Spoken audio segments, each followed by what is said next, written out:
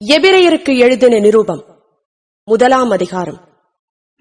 பூர்வ காலங்களில் பங்கு பங்காகவும் வகை வகையாகவும் தீர்க்கதரிசிகள் மூலமாய் பிதாக்களுக்கு திருவுளம் பற்றின தேவன் இந்த கடைசி நாட்களில் குமாரன் மூலமாய் நமக்கு திருவுளம் பற்றினார். இவரை சர்வத்துக்கும் சுதந்திரவாளியாக நியமித்தார். இவரை கொண்டு உலகங்களையும் உண்டாக்கினார்.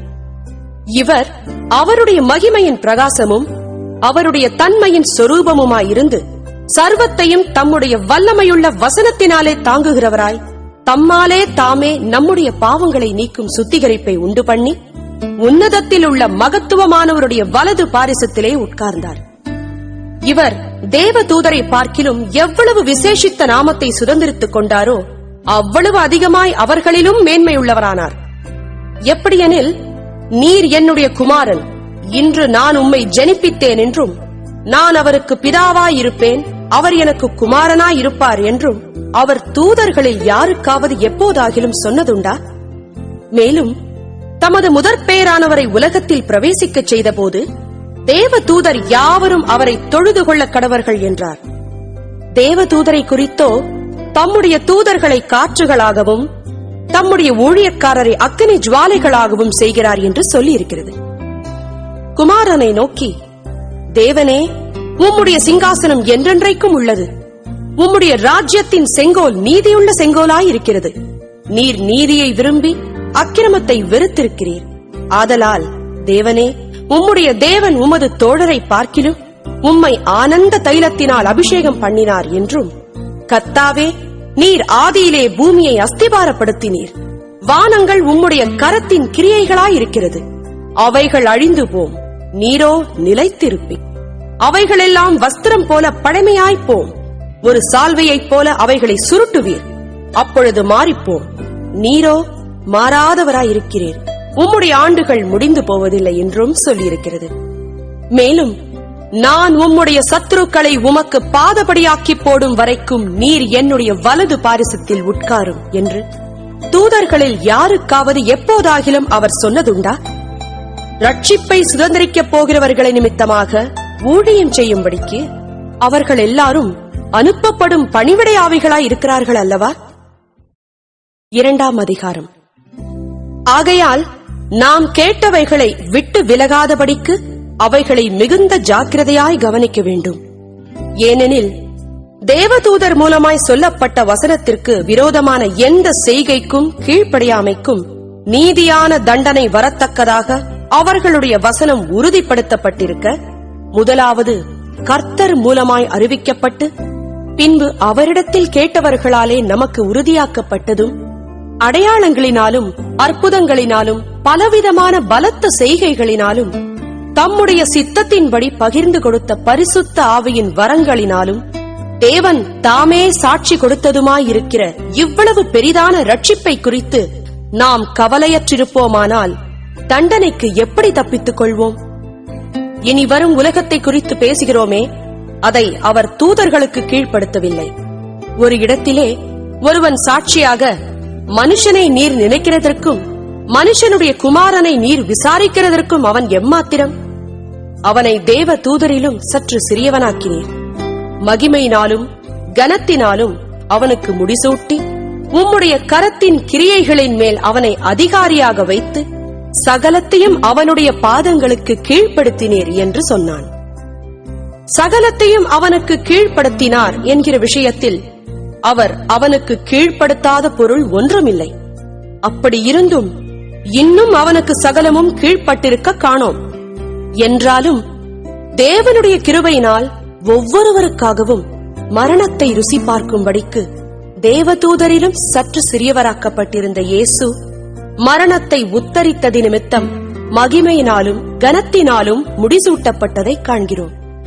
ஏனென்றால், தமக்காகவும் தம்மாலேயும் சகலத்தையும் உண்டாக்கினவர் அநேகம் பிள்ளைகளை மகிமையில் கொண்டு வந்து சேர்க்கையில் அவர்களுடைய ரட்சிப்பின் அதிபதியை உபத்திரவங்களினாலே பூரணப்படுத்துகிறது அவருக்கு ஏற்றதாயிருந்தது. எப்படியெனில், பரிசுத்தம் செய்கிறவரும் பரிசுத்தம் செய்யப்படுகிறவர்களுமாகிய யாவரும் ஒருவராலே உண்டாயிருக்கிறார்கள்.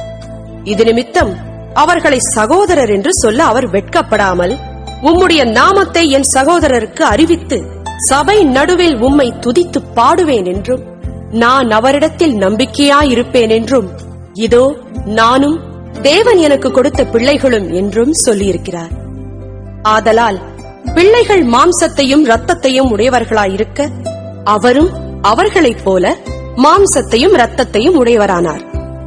மரணத்துக்கு அதிகாரியாகிய பிசாசானவனை தமது மரணத்தினாலே அழிக்கும்படிக்கும், ஜீவகாலமெல்லாம் மரண பயத்தினாலே அடிமைத்தனத்திற்குள்ளானவர்கள் யாவரையும் விடுதலை பண்ணும்படிக்கும் அப்படியானார். ஆதலால் அவர் தேவதூதருக்கு உதவியாக கை கொடாமல் ஆபிரகாமின் சந்ததிக்கு உதவியாக கை கொடுத்தார். அன்றியும் அவர் ஜனத்தின் பாவங்களை நிவிர்த்தி செய்வதற்கேதுவாக தேவ காரியங்களை குறித்து இரக்கமும் உண்மையும் உள்ள பிரதான ஆசாரியராய் இருக்கும்படிக்கு எவ்விதத்திலும் தம்முடைய சகோதரருக்கு ஒப்பாக வேண்டியதாய் இருந்தது. ஆதலால் அவர் தாமே சோதிக்கப்பட்டு பாடுபட்டதினாலே அவர் சோதிக்கப்படுகிறவர்களுக்கு உதவி செய்ய வல்லவராய் இருக்கிறார். 3ஆம் அதிகாரம். இப்படி இருக்க, பரம அழைப்புக்கு பங்குள்ளவர்களாகிய பரிசுத்த சகோதரரே, நாம் அறிக்கை பண்ணுகிற அப்போஸ்தலரும் பிரதான ஆசாரியருமாய் இருக்கிற கிறிஸ்து இயேசுவை கவனித்து பாருங்கள். மோசே தேவனுடைய வீட்டில் எங்கும் உண்மை உள்ளவனாயிருந்தது போல, இவரும் தம்மை ஏற்படுத்தினவருக்கு உண்மையுள்ளவராயிருக்கிறார். வீட்டை உண்டு பண்ணினவன் வீட்டை பார்க்கிலும் அதிக கனத்திற்குரியவனாயிருக்கிறான். அதுபோல மோசேயை பார்க்கிலும் இவர் அதிக மகிமைக்கு பாத்திரராயிருக்கிறார். ஏனெனில் எந்த வீடும் ஒருவனால் உண்டாக்கப்படும், எல்லாவற்றையும் உண்டு பண்ணினவர் தேவன். சொல்லப்பட போகிற காரியங்களுக்கு சாட்சியாக மோசே பணிவிடைக்காரனாய் அவருடைய வீட்டில் எங்கும் உண்மையுள்ளவனாயிருந்தான். கிறிஸ்துவோ அவருடைய வீட்டிற்கு மேற்பட்டவரான குமாரனாக உண்மையுள்ளவராயிருக்கிறார். நம்பிக்கையினாலே உண்டாகும் தைரியத்தையும் மேன்மை பாராட்டலையும் முடிவு பரியந்தம் உறுதியாய் பற்றிக் கொண்டிருப்போமாகில் நாமே அவருடைய வீடாயிருப்போம். ஆகையால் பரிசுத்த ஆவியானவர் சொல்லுகிறபடியே இன்று அவருடைய சத்தத்தை கேட்பீர்களாகில், வனாந்தரத்திலே கோபமூட்டின போதும் சோதனை நாளிலும் நடந்தது போல உங்கள் இருதயங்களை கடினப்படுத்தாதிருங்கள். அங்கே உங்கள் பிதாக்கள் என்னை சோதித்து என்னை பரீட்சை பார்த்து 40 வருஷ காலம் என் கிரியைகளை கண்டார்கள். ஆதலால் நான் அந்த சந்ததியை அரோசித்து, அவர்கள் எப்பொழுதும் வழுவிப் போகிற இருதயமுள்ள ஜனமென்றும் என்னுடைய வழிகளை அறியாதவர்கள் என்றும் சொல்லி, என்னுடைய இளைப்பாறுதலில் அவர்கள் பிரவேசிப்பதில்லை என்று என்னுடைய கோபத்திலே ஆணையிட்டேன் என்றார். சகோதரரே, ஜீவனுள்ள தேவனை விட்டு விலகுவதற்கேதுவான அவிசுவாசமுள்ள பொல்லாத இருதயம் உங்களில் ஒருவனுக்குள்ளும் இராதபடிக்கு நீங்கள் எச்சரிக்கையாயிருங்கள்.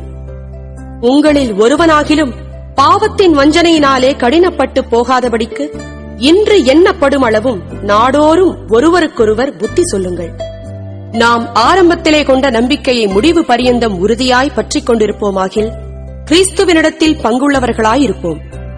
இன்று அவருடைய சத்தத்தை கேட்பீர்களாகில், கோபமூட்டுதலில் நடந்தது போல உங்கள் இருதயங்களை கடினப்படுத்தாதிருங்கள் என்று சொல்லி இருக்கிறது. கேட்டவர்களில் கோபமூட்டினவர்கள் யார்? மோசேயினால் எகிப்திலிருந்து புறப்பட்ட யாவரும் அப்படி செய்தார்கள் அல்லவா? மேலும் அவர் 40 வருஷமாய் யாரை அரோசித்தார்? பாவம் செய்தவர்களை அல்லவா? அவர்களுடைய சவங்கள் வனாந்தரத்தில் விழுந்து போயிற்றே. பின்னும் என்னுடைய இளைப்பாறுதலில் பிரவேசிப்பதில்லை என்று அவர் யாரை குறித்து ஆணையிட்டார்? கீழ்ப்படியாதவர்களை குறித்தல்லவா? ஆதலால் அவிசுவாசத்தினாலே அவர்கள் அதில் பிரவேசிக்க கூடாமற் போனார்கள் என்று பார்க்கிறோம். 4ஆம் அதிகாரம். ஆனபடியினாலே அவருடைய இளைப்பாறுதலில் பிரவேசிப்பதற்கேதுவான வாக்குத்தத்தம் நமக்கு உண்டாயிருக்க, உங்களில் ஒருவனும் அதை அடையாமல் பின்வாங்கி போனவனாக காணப்படாதபடிக்கு பயந்திருக்க கடவோம். ஏனெனில் சுவிசேஷம் அவர்களுக்கு அறிவிக்கப்பட்டது போல நமக்கும் அறிவிக்கப்பட்டது. கேட்டவர்கள் விசுவாசம் இல்லாமல் கேட்டபடியினால் அவர்கள் கேட்ட வசனம் அவர்களுக்கு பிரயோஜனப்படவில்லை. விசுவாசித்தவர்களாகிய நாமோ அந்த இளைப்பாறுதலில் பிரவேசிக்கிறோம். அவருடைய கிரியைகள் உலகத் தோற்றம் முதல் முடிந்திருந்தும் இவர்கள் என்னுடைய இளைப்பாறுதலில் பிரவேசிப்பதில்லை என்று என்னுடைய கோபத்திலே ஆணையிட்டேன் என்றார். மேலும் தேவன் தம்முடைய கிரியைகளை எல்லாம் முடித்து 7ஆம் நாளிலே ஓய்ந்திருந்தார் என்று 7ஆம் நாளை குறித்து ஓரிடத்தில் சொல்லியிருக்கிறார். அன்றியும் அவர்கள் என்னுடைய இளைப்பாறுதலில் பிரவேசிப்பதில்லை என்றும் அந்த இடத்திலேதானே சொல்லியிருக்கிறார். ஆகையால் சிலர் அதில் பிரவேசிப்பது இன்னும் வரப்போகிற காரியமாய் இருக்கிறபடியினாலும், சுவிசேஷத்தை முதலாவது கேட்டவர்கள் கீழ்ப்படியாமையினாலே அதில் பிரவேசியாமற் போனபடியினாலும், இன்று அவருடைய சத்தத்தை கேட்பீர்களாகில் உங்கள் இருதயங்களை கடினப்படுத்தாதிருங்கள் என்று வெகு காலத்திற்கு பின்பு தாவீதின் சங்கீதத்திலே சொல்லியிருக்கிறபடி, இன்று என்று சொல்வதினாலே பின்னும் ஒரு நாளை குறித்திருக்கிறார். யோசுவா அவர்களை இளைப்பாறுதலுக்குட்படுத்தி இருந்தால் பின்பு அவர் வேறொரு நாளை குறித்து சொல்லியிருக்க மாட்டாரே. ஆகையால் தேவனுடைய ஜனங்களுக்கு இளைப்பாறுகிற காலம் இனி வருகிறதா இருக்கிறது. ஏனெனில் அவருடைய இளைப்பாறுதலில் பிரவேசித்தவன் தேவன் தம்முடைய கிரியைகளை முடித்து ஓய்ந்தது போல தானும் தன் கிரியைகளை முடித்து ஓய்ந்திருப்பான். ஆகையால் அந்த திருஷ்டாந்தத்தின்படி ஒருவனாகிலும் கீழ்ப்படியாமையினாலே விழுந்து போகாதபடிக்கு நாம் இந்த இளைப்பாறுதலில் பிரவேசிக்க ஜாக்கிரதையாயிருக்க கடவோம். தேவனுடைய வார்த்தையானது ஜீவனும் வல்லமையும் உள்ளதாயும், இருபுறமும் கருக்குள்ள எந்த பட்டயத்திலும் கருக்கானதாயும், ஆத்துமாவையும் ஆவியையும் கணுக்களையும் ஊனையும் பிரிக்கத்தக்கதாக உருவக் குத்துகிறதாயும், இருதயத்தின் நினைவுகளையும் யோசனைகளையும் வகையறுக்கிறதாயும் இருக்கிறது. அவருடைய பார்வைக்கு மறைவான சிருஷ்டி ஒன்றுமில்லை. சகலமும் அவருடைய கண்களுக்கு முன்பாக நிர்வாணமாயும் வெளியரங்கமாயும் இருக்கிறது. அவருக்கே நாம் கணக்கு ஒப்புவிக்க வேண்டும். வானங்களின் வழியாய் பரலோகத்திற்கு போன தேவகுமாரனாகிய இயேசு என்னும் மகா பிரதான ஆசாரியர் நமக்கு இருக்கிறபடியினால் நாம் பண்ணின அறிக்கையை உறுதியாய் பற்றிக் கொண்டிருக்க கடவோம். நம்முடைய பலவீனங்களை குறித்து பரிதபிக்க கூடாத பிரதான ஆசாரியர் நமக்கிராமல், எல்லா விதத்திலும் நம்மை போல் சோதிக்கப்பட்டும் பாவமில்லாதவருமாயிருக்கிற பிரதான ஆசாரியரே நமக்கிருக்கிறார். ஆதலால் நாம் இரக்கத்தை பெறவும் ஏற்ற சமயத்தில் சகாயம் செய்யும் கிருபையை அடையவும் தைரியமாய் கிருபாசன தண்டையிலே சேரக்கடவோம். 5ஆம் அதிகாரம்.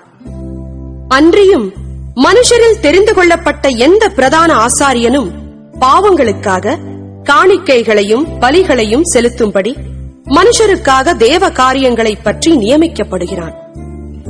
தானும் பலவீனமுள்ளவனானபடியினாலே அறியாதவர்களுக்கும் நெறி தப்பிப் போனவர்களுக்கும் இரங்கத்தக்கவனாயிருக்கிறான். அதனிமித்தம் அவன் ஜனங்களுடைய பாவங்களுக்காக பலியிட வேண்டியது போல தன்னுடைய பாவங்களுக்காகவும் பலியிட வேண்டியதாயிருக்கிறது. மேலும் ஆரோனைப் போல தேவனால் அழைக்கப்பட்டாலொழிய ஒருவனும் இந்த கனமான ஊழியத்துக்கு தானாய் ஏற்படுகிறதில்லை. அந்தப்படியே கிறிஸ்துவும் பிரதான ஆசாரியராகிறதற்கு தம்மைத்தாமே உயர்த்தவில்லை. நீர் என்னுடைய குமாரன், இன்று நான் உம்மை ஜெனிப்பித்தேன் என்று அவரோடே சொன்னவரே அவரை உயர்த்தினார். அப்படியே வேறொரு இடத்திலும் நீர் மெல்கிசேதேக்கின் முறைமையின்படி என்றென்றைக்கும் ஆசாரியராய் இருக்கிறீர் என்று சொல்லியிருக்கிறார். அவர் மாம்சத்தில் இருந்த நாட்களில் தம்மை மரணத்தினின்று ரட்சிக்க வல்லமையுள்ளவரை நோக்கி பலத்த சத்தத்தோடும் கண்ணீரோடும் விண்ணப்பம் பண்ணி வேண்டுதல் செய்து தமக்கு உண்டான பயபக்திய நிமித்தம் கேட்கப்பட்டு அவர் குமாரனாயிருந்தும் பட்ட பாடுகளினாலே கீழ்ப்படிதலை கற்றுக்கொண்டு தாம் பூரணரான பின்பு தமக்கு கீழ்ப்படுகிற யாவரும் நித்திய ரட்சிப்பை அடைவதற்கு காரணராகி மெல்கிசேதேக்கின் முறைமையின்படியான பிரதான ஆசாரியர் என்று தேவனாலே நாமம் தரிக்கப்பட்டார். இந்த மெல்கிசேதேக்கை பற்றி நாம் விஸ்தாரமாய் பேச, நீங்கள் கேள்வியில் மந்தமுள்ளவர்களானபடியால் அதை விளங்க பண்ணுகிறது அரிதாயிருக்கும். காலத்தை பார்த்தால் போதகராயிருக்க வேண்டிய உங்களுக்கு தேவனுடைய வாக்கியங்களின் மூல உபதேசங்களை மறுபடியும் உபதேசிக்க வேண்டியதாயிருக்கிறது. நீங்கள் பலமான ஆகாரத்தை அல்ல, பாலை உண்ணத்தக்கவர்களானீர்கள். பால் உண்கிறவன் குழந்தையாயிருக்கிறபடியினாலே நீதியின் வசனத்தில் பழக்கமில்லாதவனாயிருக்கிறான். பலமான ஆகாரமானது நன்மை தீமை இன்னதென்று பயிற்சியினால் பகுத்தறியத்தக்கதாக முயற்சி செய்யும் ஞானேந்திரியங்களை உடையவர்களாகிய பூரண வயதுள்ளவர்களுக்கே தகும். 6ஆம் அதிகாரம். ஆகையால் கிறிஸ்துவை பற்றி சொல்லிய மூல உபதேச வசனங்களை நாம் விட்டு செத்த கிரியைகளுக்கு நீங்களாகும் மனம் திரும்புதல், தேவன் பேரில் வைக்கும் விசுவாசம், ஸ்நானங்களுக்கடுத்த உபதேசம், கைகளை வைக்குதல், மரித்தோரின் உயிர்த்தெழுதல், நித்திய நியாய தீர்ப்பு என்பவைகளாகிய அஸ்திபாரத்தை மறுபடியும் போடாமல் பூரணராகும்படி கடந்து போவோமாக. தேவனுக்கு சித்தமானால் இப்படியே செய்வோம். ஏனெனில் ஒரு தரம் பிரகாசிப்பிக்கப்பட்டும் பரம ஈவை ருசி பார்த்தும் பரிசுத்த ஆவியை பெற்றும் தேவனுடைய நல் வார்த்தையையும் இனிவரும் உலகத்தின் பலன்களையும் ருசி பார்த்தும் மறுதலித்து போனவர்கள் தேவனுடைய குமாரனை தாங்களே மறுபடியும் சிலுவையில் அறைந்து அவமானப்படுத்துகிறபடியால் மனம் திரும்புதற்கேதுவாய் அவர்களை மறுபடியும் புதுப்பிக்கிறது கூடாத காரியம். எப்படியெனில் தன்மேல் அடிக்கடி பெய்கிற மழையை குடித்து தன்னிடத்தில் பயிரிடுகிறவர்களுக்கேற்ற பயிரை முளைப்பிக்கும் நிலமானது தேவனால் ஆசீர்வாதம் பெறும். முள் செடிகளையும் முள் பூண்டுகளையும் முளைப்பிக்கிற நிலமோ தகாததாயும் சபிக்கப்படுகிறதற்கேற்றதாயும் இருக்கிறது. சுட்டரிக்கப்படுவதே அதன் முடிவு. பிரியமானவர்களே, நாங்கள் இப்படி சொன்னாலும் நன்மையானவைகளும் ரட்சிப்புக்குரியவைகளுமான காரியங்கள் உங்களிடத்தில் உண்டாயிருக்கிறது என்று நம்பியிருக்கிறோம். ஏனென்றால் உங்கள் கிரியையையும் நீங்கள் பரிசுத்தவான்களுக்கு ஊழியம் செய்ததினாலும் செய்து வருகிறதினாலும் தமது நாமத்திற்காக காண்பித்த அன்புள்ள பிரயாசத்தையும் மறந்து விடுகிறதற்கு தேவன் அநீதி உள்ளவர் அல்லவே. நீங்கள் அசதியாயிராமல் வாக்குத்தத்தமான ஆசீர்வாதங்களை விசுவாசத்தினாலும் நீடிய பொறுமையினாலும் சுதந்திரித்துக் கொள்ளுகிறவர்களை பின்பற்றுகிறவர்களாயிருந்து உங்களுக்கு நம்பிக்கையின் பூரண நிச்சயம் உண்டாகும்படி நீங்கள் யாவரும் முடிவு பரியந்தம் அப்படியே ஜாக்கிரதையை காண்பிக்க வேண்டும் என்று ஆசையாயிருக்கிறோம். ஆபிரகாமுக்கு தேவன் வாக்குத்தத்தம் பண்ணின போது ஆணையிடும்படி தம்மிலும் பெரியவர் ஒருவரும் இல்லாதபடியினாலே தமது பேரிலே தானே ஆணையிட்டு, நிச்சயமாக நான் உன்னை ஆசீர்வதிக்கவே ஆசீர்வதித்து உன்னை பெருகவே பெருகப் பண்ணுவேன் என்றார். அந்தப்படியே அவன் பொறுமையாய் காத்திருந்து வாக்குத்தத்தம் பண்ணப்பட்டதை பெற்றான். மனுஷர் தங்களிலும் பெரியவர் பேரில் ஆணையிடுவார்கள். உறுதி பண்ணும்படிக்கு ஆணையிடுதலை சகல விவாதத்திற்கும் முடிவு. அந்தப்படி தேவனும் வாக்குத்தத்தம் பண்ணப்பட்டவைகளை சுதந்திரித்துக் கொள்ளுகிறவர்களுக்கு தமது ஆலோசனையின் மாறாத நிச்சயத்தை பரிபூரணமாய் காண்பிக்கும்படி சித்தமுள்ளவராய் ஓர் ஆணையினாலே அதை ஸ்திரப்படுத்தினார். நமக்கு முன் வைக்கப்பட்ட நம்பிக்கையை பற்றிக் கொள்ளும்படி அடைக்கலமாய் ஓடிவந்த நமக்கு 2 மாறாத விசேஷங்களினால் நிறைந்த ஆறுதல் உண்டாகும்படிக்கு எவ்வளவேனும் பொய்யுரையாத தேவன் அப்படி செய்தார். அந்த நம்பிக்கை நமக்கு நிலையும் உறுதியும் திரைக்குள்ளாக போகிறதுமான ஆத்தும நங்கூரமாயிருக்கிறது. நமக்கு முன்னோடினவராகிய இயேசு மெல்கிசேதேக்கின் முறைமையின்படி நித்திய பிரதான ஆசாரியராய் நமக்காக அந்த திரைக்குள் பிரவேசித்திருக்கிறார். 7ஆம் அதிகாரம். இந்த மெல்கிசேதேக்கு சாலேமின் ராஜாவும் உன்னதமான தேவனுடைய ஆசாரியனுமாய் இருந்தான். ராஜாக்களை முறியடித்து வந்த ஆபிரகாமுக்கு இவன் எதிர்கொண்டு போய் அவனை ஆசீர்வதித்தான். இவனுக்கு ஆபிரகாம் எல்லாவற்றிலும் தசமபாகம் கொடுத்தான். இவனுடைய முதற் பேராகிய மெல்கிசேதேக்கு என்பதற்கு நீதியின் ராஜா என்றும், பின்பு சாலேமின் ராஜா என்பதற்கு சமாதானத்தின் ராஜா என்றும் அர்த்தமாம். இவன் தகப்பனும் தாயும் வம்ச வரலாறும் இல்லாதவன். இவன் நாட்களின் துவக்கமும் ஜீவனின் முடிவும் உடையவனாயிராமல் தேவனுடைய குமாரனுக்கு ஒப்பானவனாய் என்றென்றைக்கும் ஆசாரியனாக நிலைத்திருக்கிறான். இவன் எவ்வளவு பெரியவனாயிருக்கிறான் பாருங்கள். கோத்திர தலைவனாகிய ஆபிரகாம் முதலாய் கொள்ளையிடப்பட்ட பொருள்களில் இவனுக்கு தசமபாகம் கொடுத்தான். லேவியின் புத்திரரில் ஆசாரியத்துவத்தை அடைகிறவர்களும் ஆபிரகாமின் அறையிலிருந்து வந்த தங்கள் சகோதரரான ஜனங்களின் கையிலே நியாய பிரமாணத்தின்படி தசமபாகம் வாங்குகிறதற்கு கட்டளை பெற்றிருக்கிறார்கள். ஆகிலும் அவர்களுடைய வம்ச வரிசையில் வராதவனாகிய இவன் ஆபிரகாமின் கையில் தசமபாகம் வாங்கி வாக்குத்தத்தங்களை பெற்றவனை ஆசீர்வதித்தான். சிறியவன் பெரியவனாலே ஆசீர்வதிக்கப்படுவான், அதற்கு சந்தேகமில்லை. அன்றியும் இங்கே மரிக்கிற மனுஷர்கள் தசமபாகம் வாங்குகிறார்கள், அங்கேயோ பிழைத்திருக்கிறான் என்று சாட்சி பெற்றவன் வாங்கினான். அன்றியும் மெல்கிசேதேக்கு ஆபிரகாமுக்கு எதிர்கொண்டு போன போது லேவியானவன் தன் தகப்பனுடைய அறையில் இருந்தபடியால் தசமபாகம் வாங்குகிற அவனும் ஆபிரகாமின் மூலமாய் தசமபாகம் கொடுத்தான் என்று சொல்லலாம். அல்லாமலும் இஸ்ரவேல் ஜனங்கள் லேவி கோத்திர ஆசாரிய முறைமைக்குட்பட்டிருந்தல்லவோ நியாயப்பிரமாணத்தை பெற்றார்கள். அந்த ஆசாரிய முறைமையினாலே பூரணப்படுதல் உண்டாயிருக்குமானால் ஆரோனுடைய முறைமையின்படி அழைக்கப்படாமல் மெல்கிசேதேக்கினுடைய முறைமையின்படி அழைக்கப்பட்ட வேறொரு ஆசாரியர் எழும்ப வேண்டுவதென்ன? ஆசாரியத்துவம் மாற்றப்பட்டிருக்குமேயானால் நியாய பிரமாணமும் மாற்றப்பட வேண்டியதாகும். இவைகள் எவரை குறித்து சொல்லப்பட்டிருக்கிறதோ அவர் வேறொரு கோத்திரத்திற்குள்ளானவராயிருக்கிறாரே, அந்த கோத்திரத்தில் ஒருவனாகிலும் பலிபீடத்து ஊழியம் செய்ததில்லையே. நம்முடைய கர்த்தர் யூதா கோத்திரத்தில் தோன்றினார் என்பது பிரசித்தமாயிருக்கிறது. அந்த கோத்திரத்தாரை குறித்து மோசே ஆசாரியத்துவத்தை பற்றி ஒன்றும் சொல்லவில்லையே. அல்லாமலும் மெல்கிசேதேக்குக்கு ஒப்பாய் வேறொரு ஆசாரியர் எழும்புகிறார் என்று சொல்லியிருப்பதினால் மேற்சொல்லியது மிகவும் பிரசித்தமாய் விளங்குகிறது.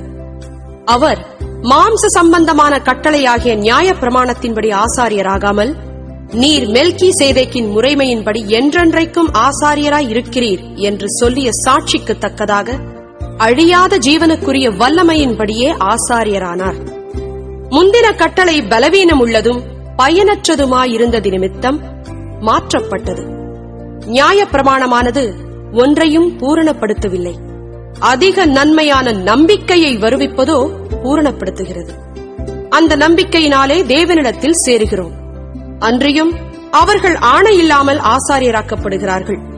இவரோ, நீர் மெல்கிசேதேக்கின் முறைமையின்படி என்றென்றைக்கும் ஆசாரியராய் இருக்கிறீர் என்று கர்த்தர் ஆணையிட்டார், மனம் மாறாமலும் இருப்பார் என்று தம்முடனே சொன்னவராலே ஆணையோடே ஆசாரியரானார். ஆனதால் இயேசுவானவர் ஆணையின்படியே ஆசாரியராக்கப்பட்டது எவ்வளவு விசேஷித்த காரியமோ அவ்வளவு விசேஷித்த உடன்படிக்கைக்கு பிணையாளியானார். அன்றியும் அவர்கள் மரணத்தி நிமித்தம் நிலைத்திருக்க கூடாதவர்களானபடியால் ஆசாரியராக்கப்படுகிறவர்கள் அநேகராயிருக்கிறார்கள். இவரோ என்றென்றைக்கும் நிலைத்திருக்கிறபடியினாலே மாறிப்போகாத ஆசாரியத்துவம் உள்ளவராயிருக்கிறார். மேலும் தமது மூலமாய் தேவனிடத்தில் சேருகிறவர்களுக்காக வேண்டுதல் செய்யும்படிக்கு அவர் எப்பொழுதும் உயிரோடு இருக்கிறவர் ஆகையால் அவர்களை முற்றுமுடிய ரட்சிக்க வல்லவராயும் இருக்கிறார். பரிசுத்தரும் குற்றமற்றவரும் மாசில்லாதவரும் பாவிகளுக்கு விலகினவரும் வானங்களிலும் உயர்ந்தவருமாயிருக்கிற இவ்விதமான பிரதான ஆசாரியரே நமக்கு ஏற்றவராயிருக்கிறார். அவர் பிரதான ஆசாரியர்களைப் போல முன்பு சொந்த பாவங்களுக்காகவும் பின்பு ஜனங்களுடைய பாவங்களுக்காகவும் நாடோறும் பலியிட வேண்டுவதில்லை. ஏனெனில் தம்மை தாமே பலியிட்டதினாலே இதை ஒரே தரம் செய்து முடித்தார். நியாய பிரமாணமானது பலவீனமுள்ள மனுஷர்களை பிரதான ஆசாரியராக ஏற்படுத்துகிறது. நியாய பிரமாணத்திற்கு பின்பு உண்டான ஆணையோடே விளங்கிய வசனமோ என்றென்றைக்கும் பூரணரான குமாரனை ஏற்படுத்துகிறது. 8ஆம் அதிகாரம். மேற்சொல்லியவைகளின் முக்கியமான பொருள் என்னவெனில், பரலோகத்தில் உள்ள மகத்துவ ஆசனத்தின் வலது பாரிசத்திலே உட்கார்ந்திருக்கிறவருமாய் பரிசுத்த ஸ்தலத்திலும் மனுஷரால் அல்ல கர்த்தரால் ஸ்தாபிக்கப்பட்ட மெய்யான கூடாரத்திலும் ஆசாரிய ஊழியம் செய்கிறவருமாய் இருக்கிற பிரதான ஆசாரியர் நமக்கு உண்டு. ஒவ்வொரு பிரதான ஆசாரியனும் காணிக்கைகளையும் பலிகளையும் செலுத்தும்படி நியமிக்கப்படுகிறான். ஆதலால் செலுத்தும்படிக்கு ஏதோ ஒன்று இவருக்கும் அவசியம் வேண்டியதா இருக்கிறது. பூமியிலே அவர் இருப்பாரானால் ஆசாரியராய் இருக்க மாட்டார். ஏனெனில் நியாய பிரமாணத்தின்படி காணிக்கைகளை செலுத்துகிற ஆசாரியர்கள் இருக்கிறார்களே. இவர்கள் செய்யும் ஆராதனை பரலோகத்தில் உள்ளவைகளின் சாயலுக்கும் நிழலுக்கும் ஒத்திருக்கிறது. அப்படியே மோசே கூடாரத்தை உண்டு பண்ண போகையில் மலையிலே உனக்கு காண்பிக்கப்பட்ட மாதிரியின்படியே நீ எல்லாவற்றையும் செய்ய எச்சரிக்கையாயிரு என்று தேவன் அவனுக்கு கட்டளையிட்டார். இவரோ விசேஷித்த வாக்குத்தத்தங்களின் பேரில் ஸ்தாபிக்கப்பட்ட விசேஷித்த உடன்படிக்கைக்கு எப்படி மத்தியஸ்தராயிருக்கிறாரோ அப்படியே முக்கியமான ஆசாரிய ஊழியத்தையும் பெற்றிருக்கிறார். அந்த முதலாம் உடன்படிக்கை பிழையில்லாதிருந்ததானால் 2ஆம் உடன்படிக்கைக்கு இடம் தேட வேண்டுவதில்லையே. அவர்களை குற்றப்படுத்தி அவர்களை நோக்கி, இதோ கர்த்தர் சொல்லுகிறது என்னவெனில், இஸ்ரவேல் குடும்பத்தோடும் யூதா குடும்பத்தோடும் நான் புது உடன்படிக்கையை ஏற்படுத்தும் காலம் வருகிறது. அவர்களுடைய பிதாக்களை எகிப்து தேசத்திலிருந்து கொண்டு வரும்படிக்கு நான் அவர்களுடைய கையை பிடித்த நாளிலே அவர்களோடு பண்ணின உடன்படிக்கையைப் போல இது இருப்பதில்லை. அந்த உடன்படிக்கையிலே அவர்கள் நிலை நிற்கவில்லையே, நானும் அவர்களை புறக்கணித்தேன் என்று கர்த்தர் சொல்லுகிறார். அந்த நாட்களுக்கு பின்பு நான் இஸ்ரவேல் குடும்பத்தாரோடே பண்ணும் உடன்படிக்கையாவது, என்னுடைய பிரமாணங்களை அவர்களுடைய மனதிலே வைத்து அவர்களுடைய இருதயங்களில் அவைகளை எழுதுவேன். நான் அவர்கள் தேவனாயிருப்பேன், அவர்கள் என் ஜனமாயிருப்பார்கள். அப்பொழுது சிறியவன் முதற்கொண்டு பெரியவன் வரைக்கும் எல்லாரும் என்னை அறிவார்கள். ஆகையால் கர்த்தரை அறிந்து கொள் என்று ஒருவன் தன் அயலானுக்கும் ஒருவன் தன் சகோதரனுக்கும் போதிக்க வேண்டுவதில்லை. ஏனெனில் நான் அவர்கள் அநியாயங்களை கிருபையாய் மன்னித்து அவர்கள் பாவங்களையும் அக்கிரமங்களையும் இனி நினையாமல் இருப்பேன் என்று கர்த்தர் சொல்லுகிறார். புது உடன்படிக்கை என்று அவர் சொல்லுகிறதினாலே முந்தினதை பழமையாக்கினார். பழமையானதும் நாள்பட்டதுமாயிருக்கிறது, உருவழிந்து போக காலம் சமீபித்திருக்கிறது. 9ஆம் அதிகாரம். அன்றியும் 1ஆம் உடன்படிக்கையானது ஆராதனைக்கேற்ற முறைமைகளும் பூமிக்குரிய பரிசுத்த ஸ்தலமும் உடையதாயிருந்தது. எப்படியெனில், ஒரு கூடாரம் உண்டாக்கப்பட்டிருந்தது. அதன் முந்தின பாகத்தில் குத்துவிளக்கும் மேஜையும் தேவ சமூக தப்பங்களும் இருந்தன. அது பரிசுத்த ஸ்தலம் என்னப்படும். 2ஆம் திரைக்குள்ளே மகா பரிசுத்த ஸ்தலம் என்னப்பட்ட கூடாரம் இருந்தது. அதிலே பொன்னார் செய்த தூபகலசமும் முழுவதும் பொற்றகடு பொதிந்திருக்கப்பட்ட உடன்படிக்கை பெட்டியும் இருந்தன. அந்த பெட்டியிலே மன்னா வைக்கப்பட்ட பொற்பாத்திரமும் ஆரோனுடைய தளிர்த்த கோலும் உடன்படிக்கையின் கற்பலகைகளும் இருந்தன. அதற்கு மேலே மகிமையுள்ள கேருபீன்கள் வைக்கப்பட்டு கிருபாசனத்தை நிழலிட்டிருந்தன. இவைகளை குறித்து விவரமாய் பேச இப்பொழுது சமயமில்லை. இவைகள் இவ்விதமாய் ஆயத்தமாக்கப்பட்டிருக்க ஆசாரியர்கள் ஆராதனை முறைமைகளை நிறைவேற்றும்படிக்கு 1ஆம் கூடாரத்திலே நித்தமும் பிரவேசிப்பார்கள். 2ஆம் கூடாரத்திலே பிரதான ஆசாரியன் மாத்திரம் வருஷத்திற்கு ஒரு தரம் இரத்தத்தோடே பிரவேசித்து அந்த இரத்தத்தை தனக்காகவும் ஜனங்களுடைய தப்பிதங்களுக்காகவும் செலுத்துவான். அதனாலே 1ஆம் கூடாரம் நிற்கும் அளவும் பரிசுத்த ஸ்தலத்திற்கு போகிற மார்க்கம் இன்னும் வெளிப்படவில்லை என்று பரிசுத்த ஆவியானவர் தெரியப்படுத்தியிருக்கிறார். அந்த கூடாரம் இக்காலத்திற்கு உதவுகிற ஒப்பனையா இருக்கிறது. அதற்கேற்றபடியே செலுத்தப்பட்டு வருகிற காணிக்கைகளும் பலிகளும் ஆராதனை செய்கிறவனுடைய மனசாட்சியை பூரணப்படுத்தக் கூடாதவைகளாம். இவைகள் சீர்திருத்தல் உண்டாகும் காலம் வரைக்கும் நடந்தேறும்படி கட்டளையிடப்பட்ட போஜனபானங்களும் பலவித ஸ்நானங்களும் சரீரத்திற்கேற்ற சடங்குகளுமே அல்லாமல் வேறல்ல.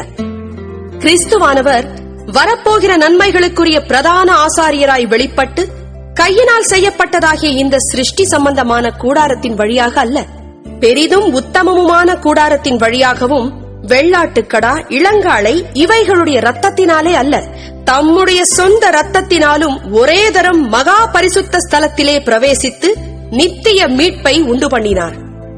அதெப்படியெனில், காளை வெள்ளாட்டுக்கடா இவைகளின் இரத்தமும் தீட்டுப்பட்டவர்கள் மேல் தெளிக்கப்பட்ட கடாரியின் சாம்பலும் சரீர சுத்தி உண்டாகும்படி பரிசுத்தப்படுத்துமானால், நித்திய ஆவியினாலே தம்மை தாமே பழுதற்ற பலியாக தேவனுக்கு ஒப்புக் கொடுத்த கிறிஸ்துவனுடைய இரத்தம் ஜீவனுள்ள தேவனுக்கு ஊழியம் செய்வதற்கு உங்கள் மனசாட்சியை செத்த கிரியைகள் அறச் சுத்திகரிப்பது எவ்வளவு நிச்சயம். ஆகையால் 1ஆம் உடன்படிக்கையின் காலத்திலே நடந்த அக்கிரமங்களை நிவிர்த்தி செய்யும் பொருட்டு அவர் மரணமடைந்து அழைக்கப்பட்டவர்கள் வாக்குத்தத்தம் பண்ணப்பட்ட நித்திய சுதந்திரத்தை அடைந்து கொள்வதற்காக புது உடன்படிக்கையின் மத்தியஸ்தராய் இருக்கிறார். ஏனென்றால், எங்கே மரண சாசனம் உண்டோ அங்கே அந்த சாசனத்தை எழுதினவனுடைய மரணமும் உண்டாக வேண்டும். எப்படியெனில், மரணம் உண்டான பின்பே மரண சாசனம் உறுதிப்படும். அதை எழுதினவன் உயிரோடு இருக்கையில் அதற்கு பலனில்லையே. அந்தப்படி 1ஆம் உடன்படிக்கையும் இரத்தமில்லாமல் பிரதிஷ்டை பண்ணப்படவில்லை. எப்படியெனில், மோசே நியாய பிரமாணத்தின்படி சகல ஜனங்களுக்கும் எல்லா கட்டளைகளையும் சொன்ன பின்பு இளங்காளை வெள்ளாட்டுக்கடா இவைகளின் இரத்தத்தை தண்ணீரோடும் சிவப்பான ஆட்டு மயிரோடும் ஈசோப்போடும் கூட எடுத்து புஸ்தகத்தின் மேலும் ஜனங்கள் எல்லார் மேலும் தெளித்து, தேவன் உங்களுக்கு கட்டளையிட்ட உடன்படிக்கையின் இரத்தம் இதுவே என்று சொன்னான். இவ்விதமாக கூடாரத்தின் மேலும் ஆராதனைக்குரிய சகல பணிமுட்டுகளின் மேலும் இரத்தத்தை தெளித்தான். நியாயப்பிரமாணத்தின்படி கொஞ்சம் குறைய எல்லாம் இரத்தத்தினாலே சுத்திகரிக்கப்படும். இரத்தம் சிந்துதல் இல்லாமல் மன்னிப்பு உண்டாகாது. ஆதலால் பரலோகத்தில் உள்ளவைகளுக்கு சாயலானவைகள் இப்படிப்பட்ட பலிகளினாலே சுத்திகரிக்கப்பட வேண்டியதாய் இருந்தது. பரலோகத்தில் உள்ளவைகளோ இவைகளிலும் விசேஷித்த பலிகளாலே சுத்திகரிக்கப்பட வேண்டியதாமே.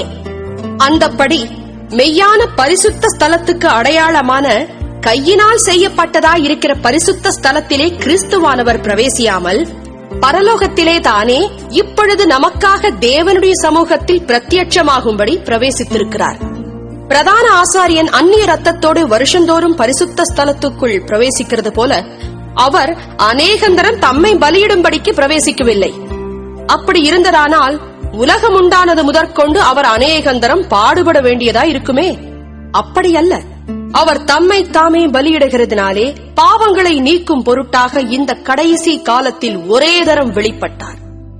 அன்றியும் ஒரே தரம் மரிப்பதும் பின்பு நியாய தீர்ப்படைவதும் மனுஷருக்கு நியமிக்கப்பட்டிருக்கிறபடியே கிறிஸ்துவும் அநேகருடைய பாவங்களை சுமந்து தீர்க்கும்படிக்கு ஒரே தரம் பலியிடப்பட்டு தமக்காக காத்துக் கொண்டிருக்கிறவர்களுக்கு ரட்சிப்பை அருளும்படி இரண்டாந்தரம் பாவமில்லாமல் தரிசனமாவார். 10ஆம் அதிகாரம். இப்படி இருக்க நியாயப்பிரமாணமானது வரப்போகிற நன்மைகளின் பொருளாயிராமல் அவைகளின் நிழலாய் மாத்திரம் இருக்கிறபடியால் வருஷந்தோறும் இடைவிடாமல் செலுத்தப்பட்டு வருகிற ஒரே விதமான பலிகளினாலே அவைகளை செலுத்த வருகிறவர்களை ஒரு காலம் பூரணப்படுத்த மாட்டாது. பூரணப்படுத்துமானால் ஆராதனை செய்கிறவர்கள் ஒரு தரம் சுத்தமாக்கப்பட்ட பின்பு இன்னும் பாவங்கள் உண்டென்று உணர்த்தும் மனசாட்சி அவர்களுக்கு இல்லாதிருப்பதினால் அந்த பலிகளை செலுத்துகிறது நிறுத்தப்படும் அல்லவா? அப்படி நிறுத்தப்படாதபடியால் பாவங்கள் உண்டென்று அவைகளினாலே வருஷந்தோறும் நினைவு கூறுதல் உண்டாயிருக்கிறது.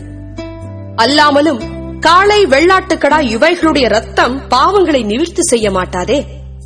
ஆகையால் அவர் உலகத்தில் பிரவேசிக்கும் போது பலியையும் காணிக்கையையும் நீர் விரும்பவில்லை. ஒரு சரீரத்தை எனக்கு ஆயத்தம் பண்ணினீர். சர்வாங்க தகன பலிகளும் பாவ நிவாரண பலிகளும் உமக்கு பிரியமானதல்ல என்றீர். அப்பொழுது நான், தேவனே, உம்முடைய சித்தத்தின்படி செய்ய இதோ வருகிறேன், புஸ்தகச் சுருளில் என்னை குறித்து எழுதியிருக்கிறது என்று சொன்னேன் என்றார். நியாயப்பிரமாணத்தின்படி செலுத்தப்பட்டு வருகிற பலிகளை குறித்து மேற்சொல்லியபடி பலியையும் காணிக்கையையும் சர்வாங்க தகன பலிகளையும் பாவ நிவாரண பலிகளையும் நீர் விரும்பவில்லை, அவைகள் உமக்கு பிரியமானதல்ல என்று சொன்ன பின்பு, தேவனே, உம்முடைய சித்தத்தின்படி செய்ய இதோ வருகிறேன் என்று சொன்னார். இரண்டாவதை நிலைநிறுத்துவதற்கு முதலாவதை நீக்கி போடுகிறார். இயேசு கிறிஸ்துவனுடைய சரீரம் ஒரே தரம் பலியிடப்பட்டதினாலே அந்த சித்தத்தின்படி நாம் பரிசுத்தமாக்கப்பட்டிருக்கிறோம். அன்றியும் எந்த ஆசாரியனும் நாடோறும் ஆராதனை செய்கிறவனாயும் பாவங்களை ஒரு காலம் நிவிர்த்தி செய்யக்கூடாத ஒரேவித பலிகளை அநேகந்தரம் செலுத்தி வருகிறவனாயும் நிற்பான்.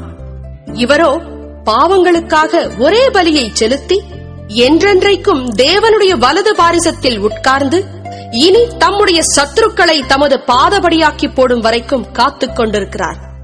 ஏனெனில் பரிசுத்தமாக்கப்படுகிறவர்களை ஒரே பலியினாலே இவர் என்றென்றைக்கும் பூரணப்படுத்தி இருக்கிறார்.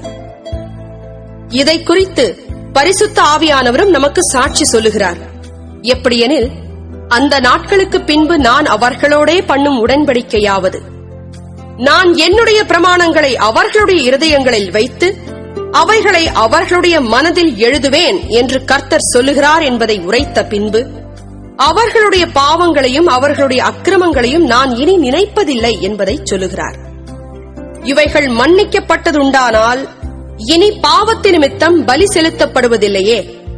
ஆகையால் சகோதரரே, நாம் பரிசுத்த ஸ்தலத்தில் பிரவேசிப்பதற்கு இயேசுவானவர் தமது மாம்சமாகிய திரையின் வழியாய் புதிதும் ஜீவனமான மார்க்கத்தை நமக்கு உண்டு பண்ணினபடியால் அந்த மார்க்கத்தின் வழியாய் பிரவேசிப்பதற்கு அவருடைய இரத்தத்தினாலே நமக்கு தைரியம் உண்டாயிருக்கிறபடியினாலும் தேவனுடைய வீட்டின் மேல் அதிகாரியான மகா ஆசாரியர் நமக்கு ஒருவர் இருக்கிறபடியினாலும் துர்மனசாட்சி நீங்க தெளிக்கப்பட்ட இருதயம் உள்ளவர்களாயும் சுத்த ஜலத்தால் கழுவப்பட்ட சரீரம் உள்ளவர்களாயும் உண்மையுள்ள இருதயத்தோடும் விசுவாசத்தின் பூரண நிச்சயத்தோடும் சேரக்கடவோம். அல்லாமலும் நம்முடைய நம்பிக்கையை அறிக்கையிடுகிறதில் அசைவில்லாமல் உறுதியாயிருக்க கடவோம். வாக்குத்தத்தம் பண்ணினவர் உண்மையுள்ளவராயிருக்கிறாரே. மேலும் அன்புக்கும் நற்கிரியைகளுக்கும் நாம் ஏவப்படும்படி ஒருவரையொருவர் கவனித்து சபை கூடி வருதலை சிலர் விட்டுவிடுகிறது போல நாமும் விட்டுவிடாமல் ஒருவருக்கொருவர் புத்தி சொல்ல கடவோம். நாளானது சமீபித்து வருகிறதை எவ்வளவாய் பார்க்கிறீர்களோ அவ்வளவாய் புத்தி சொல்ல வேண்டும். சத்தியத்தை அறியும் அறிவை அடைந்த பின்பு நாம் மனப்பூர்வமாய் பாவம் செய்கிறவர்களாயிருந்தால் பாவங்களின் நிமித்தம் செலுத்தத்தக்க வேறொரு பலி இனி இராமல் நியாய தீர்ப்பு வருமென்று பயத்தோடே எதிர்பார்க்குதலும் விரோதிகளை பட்சிக்கும் கோபாக்கினையுமே இருக்கும். மோசேயினுடைய பிரமாணத்தை தள்ளுகிறவன் இரக்கம் பெறாமல் 2-3 சாட்சிகளின் வாக்கினாலே சாகிறானே. தேவனுடைய குமாரனை காலின் கீழ் மிதித்து தன்னை பரிசுத்தம் செய்த உடன்படிக்கையின் இரத்தத்தை அசுத்தம் என்றெண்ணி கிருபையின் ஆவியை நிந்திக்கிறவன் எவ்வளவு கொடிதான ஆக்கினைக்கு பாத்திரவானாயிருப்பான் என்பதை யோசித்துப் பாருங்கள். பழிவாங்குதல் எனக்குரியது, நானே பதில் செய்வேன் என்று கர்த்தர் சொல்லுகிறார் என்றும், கர்த்தர் தம்முடைய ஜனங்களை நியாயந்தீர்ப்பார் என்று சொன்னவர் இன்னார் என்று அறிவோம். ஜீவனுள்ள தேவனுடைய கைகளில் விழுகிறது பயங்கரமாயிருக்குமே. முந்தின நாட்களை நினைத்துக் கொள்ளுங்கள். நீங்கள் பிரகாசமாக்கப்பட்டிருந்த அந்த நாட்களில் உபத்திரவங்களாகிய மிகுந்த போராட்டத்தை சகித்தீர்களே. நிந்தைகளாலும் உபத்திரவங்களாலும் நீங்கள் வேடிக்கையாக்கப்பட்டதும் அல்லாமல் அப்படி நடத்தப்பட்டவர்களுக்கு பங்காளிகளுமானீர்கள். நான் கட்டப்பட்டிருக்கையில் நீங்கள் என்னை குறித்து பரிதபித்ததுமன்றி பரலோகத்தில் அதிக மேன்மையும் நிலையுள்ளதுமான சுதந்திரம் உங்களுக்கு உண்டென்று அறிந்து உங்கள் ஆஸ்திகளையும் சந்தோஷமாய் கொள்ளையிடக் கொடுத்தீர்கள். ஆகையால் மிகுந்த பலனுக்கேதுவான உங்கள் தைரியத்தை விட்டுவிடாதிருங்கள். நீங்கள் தேவனுடைய சித்தத்தின்படி செய்து வாக்குத்தத்தம் பண்ணப்பட்டதை பெறும்படிக்கு பொறுமை உங்களுக்கு வேண்டியதாயிருக்கிறது. வருகிறவர் இன்னும் கொஞ்ச காலத்தில் வருவார், தாமதம் பண்ணார். விசுவாசத்தினாலே நீதிமான் பிழைப்பான், பின்வாங்கி போவானானால் அவன் மேல் என் ஆத்துமா பிரியமாயிராது என்கிறார். நாமோ கெட்டுப்போக பின்வாங்குகிறவர்களாயிராமல் ஆத்துமா ஈடேற விசுவாசிக்கிறவர்களாயிருக்கிறோம். 11ஆம் அதிகாரம். விசுவாசமானது நம்பப்படுகிறவைகளின் உறுதியும் காணப்படாதவைகளின் நிச்சயமுமாயிருக்கிறது. அதனாலே முன்னோர்கள் நற்சாட்சி பெற்றார்கள். விசுவாசத்தினாலே நாம் உலகங்கள் தேவனுடைய வார்த்தையினால் உண்டாக்கப்பட்டதென்றும், இவ்விதமாய் காணப்படுகிறவைகள் தோன்றப்படுகிறவைகளால் உண்டாகவில்லை என்றும் அறிந்திருக்கிறோம். விசுவாசத்தினாலே ஆபேல் காயினுடைய பலியிலும் மேன்மையான பலியை தேவனுக்கு செலுத்தினான். அதனாலே அவன் நீதிமான் என்று சாட்சி பெற்றான். அவனுடைய காணிக்கைகளை குறித்து தேவனே சாட்சி கொடுத்தார். அவன் மரித்தும் இன்னும் பேசுகிறான். விசுவாசத்தினாலே ஏனோக்கு மரணத்தை காணாதபடிக்கு எடுத்துக் கொள்ளப்பட்டான். தேவன் அவனை எடுத்துக்கொண்டபடியினாலே அவன் காணப்படாமற் போனான். அவன் தேவனுக்கு பிரியமானவன் என்று அவன் எடுத்துக் கொள்ளப்படுவதற்கு முன்னமே சாட்சி பெற்றான். விசுவாசம் இல்லாமல் தேவனுக்கு பிரியமாயிருப்பது கூடாத காரியம். ஏனென்றால் தேவனிடத்தில் சேருகிறவன் அவர் உண்டென்றும் அவர் தம்மை தேடுகிறவர்களுக்கு பலன் அளிக்கிறவர் என்றும் விசுவாசிக்க வேண்டும். விசுவாசத்தினாலே நோவா தற்காலத்திலே காணாதவைகளை குறித்து தேவ எச்சரிப்பு பெற்று பயபக்தி உள்ளவனாகி தன் குடும்பத்தை ரட்சிப்பதற்கு பேழையை உண்டு பண்ணினான். அதனாலே அவன் உலகம் ஆக்கினைக்குள்ளானதென்று தீர்த்து விசுவாசத்தினால் உண்டாகும் நீதிக்கு சுதந்திரவாளியானான். விசுவாசத்தினாலே ஆபிரகாம் தான் சுதந்திரமாக பெறப்போகிற இடத்திற்கு போகும்படி அழைக்கப்பட்ட போது கீழ்ப்படிந்து தான் போகும் இடம் இன்னதென்று அறியாமல் புறப்பட்டு போனான். விசுவாசத்தினாலே அவன் வாக்குத்தத்தம் பண்ணப்பட்ட தேசத்திலே பரதேசியைப் போல சஞ்சரித்து அந்த வாக்குத்தத்தத்திற்கு உடன் சுதந்திரராகிய ஈசாக்கோடும் யாக்கோபோடும் கூடாரங்களிலே குடியிருந்தான். ஏனெனில் தேவன் தாமே கட்டி உண்டாக்கின அஸ்திபாரங்களுள்ள நகரத்துக்கு அவன் காத்திருந்தான். விசுவாசத்தினாலே சாராளும் வாக்குத்தத்தம் பண்ணினவர் உண்மையுள்ளவர் என்றெண்ணி கர்ப்பந்தரிக்க பலனடைந்து வயது சென்றவளாயிருந்தும் பிள்ளை பெற்றாள். ஆனபடியால் சரீரஞ்செத்தவன் என்று எண்ணத்தகும் ஒருவனாலே வானத்திலுள்ள பெருக்கமான நட்சத்திரங்களைப் போலவும் கடற்கரையிலுள்ள எண்ணிறந்த மணலைப் போலவும் மிகுந்த ஜனங்கள் பிறந்தார்கள். இவர்கள் எல்லாரும் வாக்குத்தத்தம் பண்ணப்பட்டவைகளை அடையாமல் தூரத்திலே அவைகளைக் கண்டு நம்பி அணைத்துக் கொண்டு பூமியின் மேல் தங்களை அந்நியரும் பரதேசிகளும் என்று அறிக்கையிட்டு விசுவாசத்தோடே மரித்தார்கள். இப்படி அறிக்கையிடுகிறவர்கள் சுயதேசத்தை நாடி போகிறோம் என்று தெரியப்படுத்துகிறார்கள். தாங்கள் விட்டு வந்த தேசத்தை நினைத்தார்களானால் அதற்கு திரும்பி போவதற்கு அவர்களுக்கு சமயம் கிடைத்திருக்குமே. அதை அல்ல, அதிலும் மேன்மையான பரம தேசத்தையே விரும்பினார்கள். ஆகையால் தேவன் அவர்களுடைய தேவன் என்னப்பட வெட்கப்படுகிறதில்லை. அவர்களுக்கு ஒரு நகரத்தை ஆயத்தம் பண்ணினாரே. மேலும் விசுவாசத்தினாலே ஆபிரகாம் தான் சோதிக்கப்பட்ட போது ஈசாக்கை பலியாக ஒப்புக் கொடுத்தான். ஈசாக்கினிடத்தில் உன் சந்ததி விளங்கும் என்று அவனோடே சொல்லப்பட்டிருந்ததே. இப்படிப்பட்ட வாக்குத்தத்தங்களை பெற்றவன் மரித்தோரிலிருந்தும் எழுப்ப தேவன் வல்லவராயிருக்கிறார் என்றெண்ணி தனக்கு ஒரே பேரானவனையே பலியாக ஒப்புக் கொடுத்தான். மரித்தோரிலிருந்து அவனை பாவனையாக திரும்பவும் பெற்றுக்கொண்டான். விசுவாசத்தினாலே ஈசாக்கு வரும் காரியங்களை குறித்து யாக்கோபையும் ஏசாவையும் ஆசீர்வதித்தான். விசுவாசத்தினாலே யாக்கோபு தன் மரண காலத்தில் யோசேப்பினுடைய குமாரர் இருவரையும் ஆசீர்வதித்து தன் கோலின் முனையிலே சாய்ந்து தொழுது கொண்டான். விசுவாசத்தினாலே யோசேப்பு இஸ்ரவேல் புத்திரர் எகிப்து தேசத்தை விட்டு புறப்படுவார்கள் என்பதை பற்றி தன் அந்திய காலத்தில் பேசி தன் எலும்புகளை குறித்து கட்டளை கொடுத்தான். மோசே பிறந்தபோது அவனுடைய தாய் தகப்பன்மார் அவனை அழகுள்ள பிள்ளை என்று கண்டு விசுவாசத்தினாலே ராஜாவினுடைய கட்டளைக்கு பயப்படாமல் அவனை 3 மாதம் ஒளித்து வைத்தார்கள்.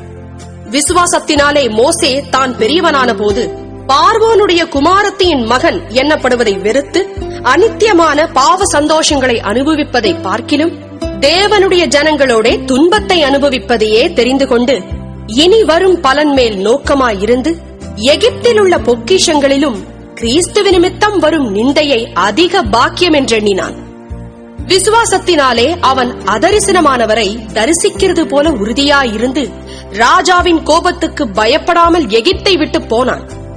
விசுவாசத்தினாலே முதற்பேரானவைகளை சங்கரிக்கிறவன் இஸ்ரவேலரை தொடாதபடிக்கு அவன் பஸ்காவையும் ரத்தம் பூசுதலாகிய நியமத்தையும் ஆசரித்தான். விசுவாசத்தினாலே அவர்கள் சிவந்த சமுத்திரத்தை உலர்ந்த தரையை கடந்து போவது போல கடந்து போனார்கள்.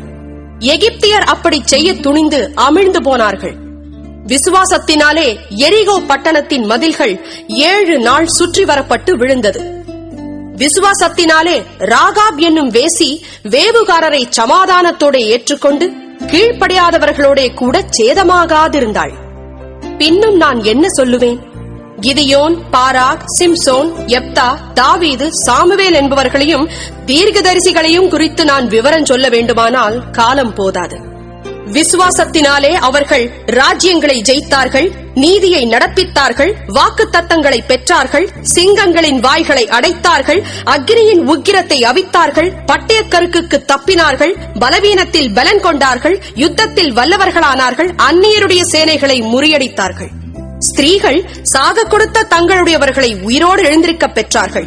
வேறு சிலர் மேன்மையான உயிர்த்தெழுதலை அடையும்படிக்கு விடுதலை பெறச் சம்மதியாமல் வாதிக்கப்பட்டார்கள். வேறு சிலர் நிந்தைகளையும் அடிகளையும் கட்டுகளையும் காவலையும் அனுபவித்தார்கள்.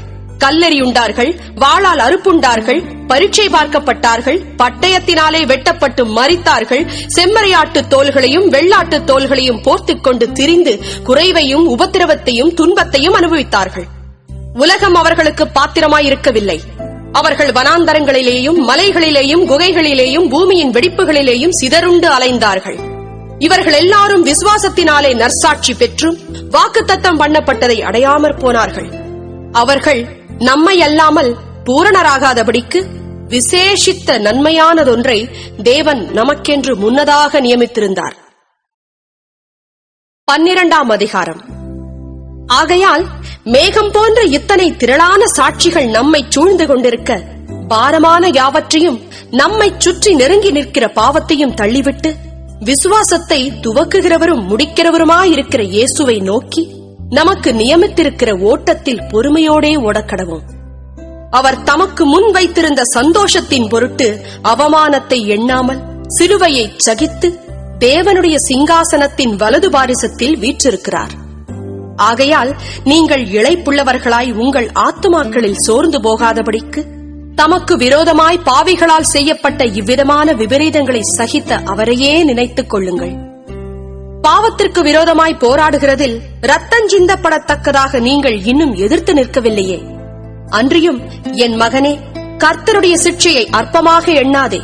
அவரால் கடிந்து கொள்ளப்படும் போது சோர்ந்து போகாதே.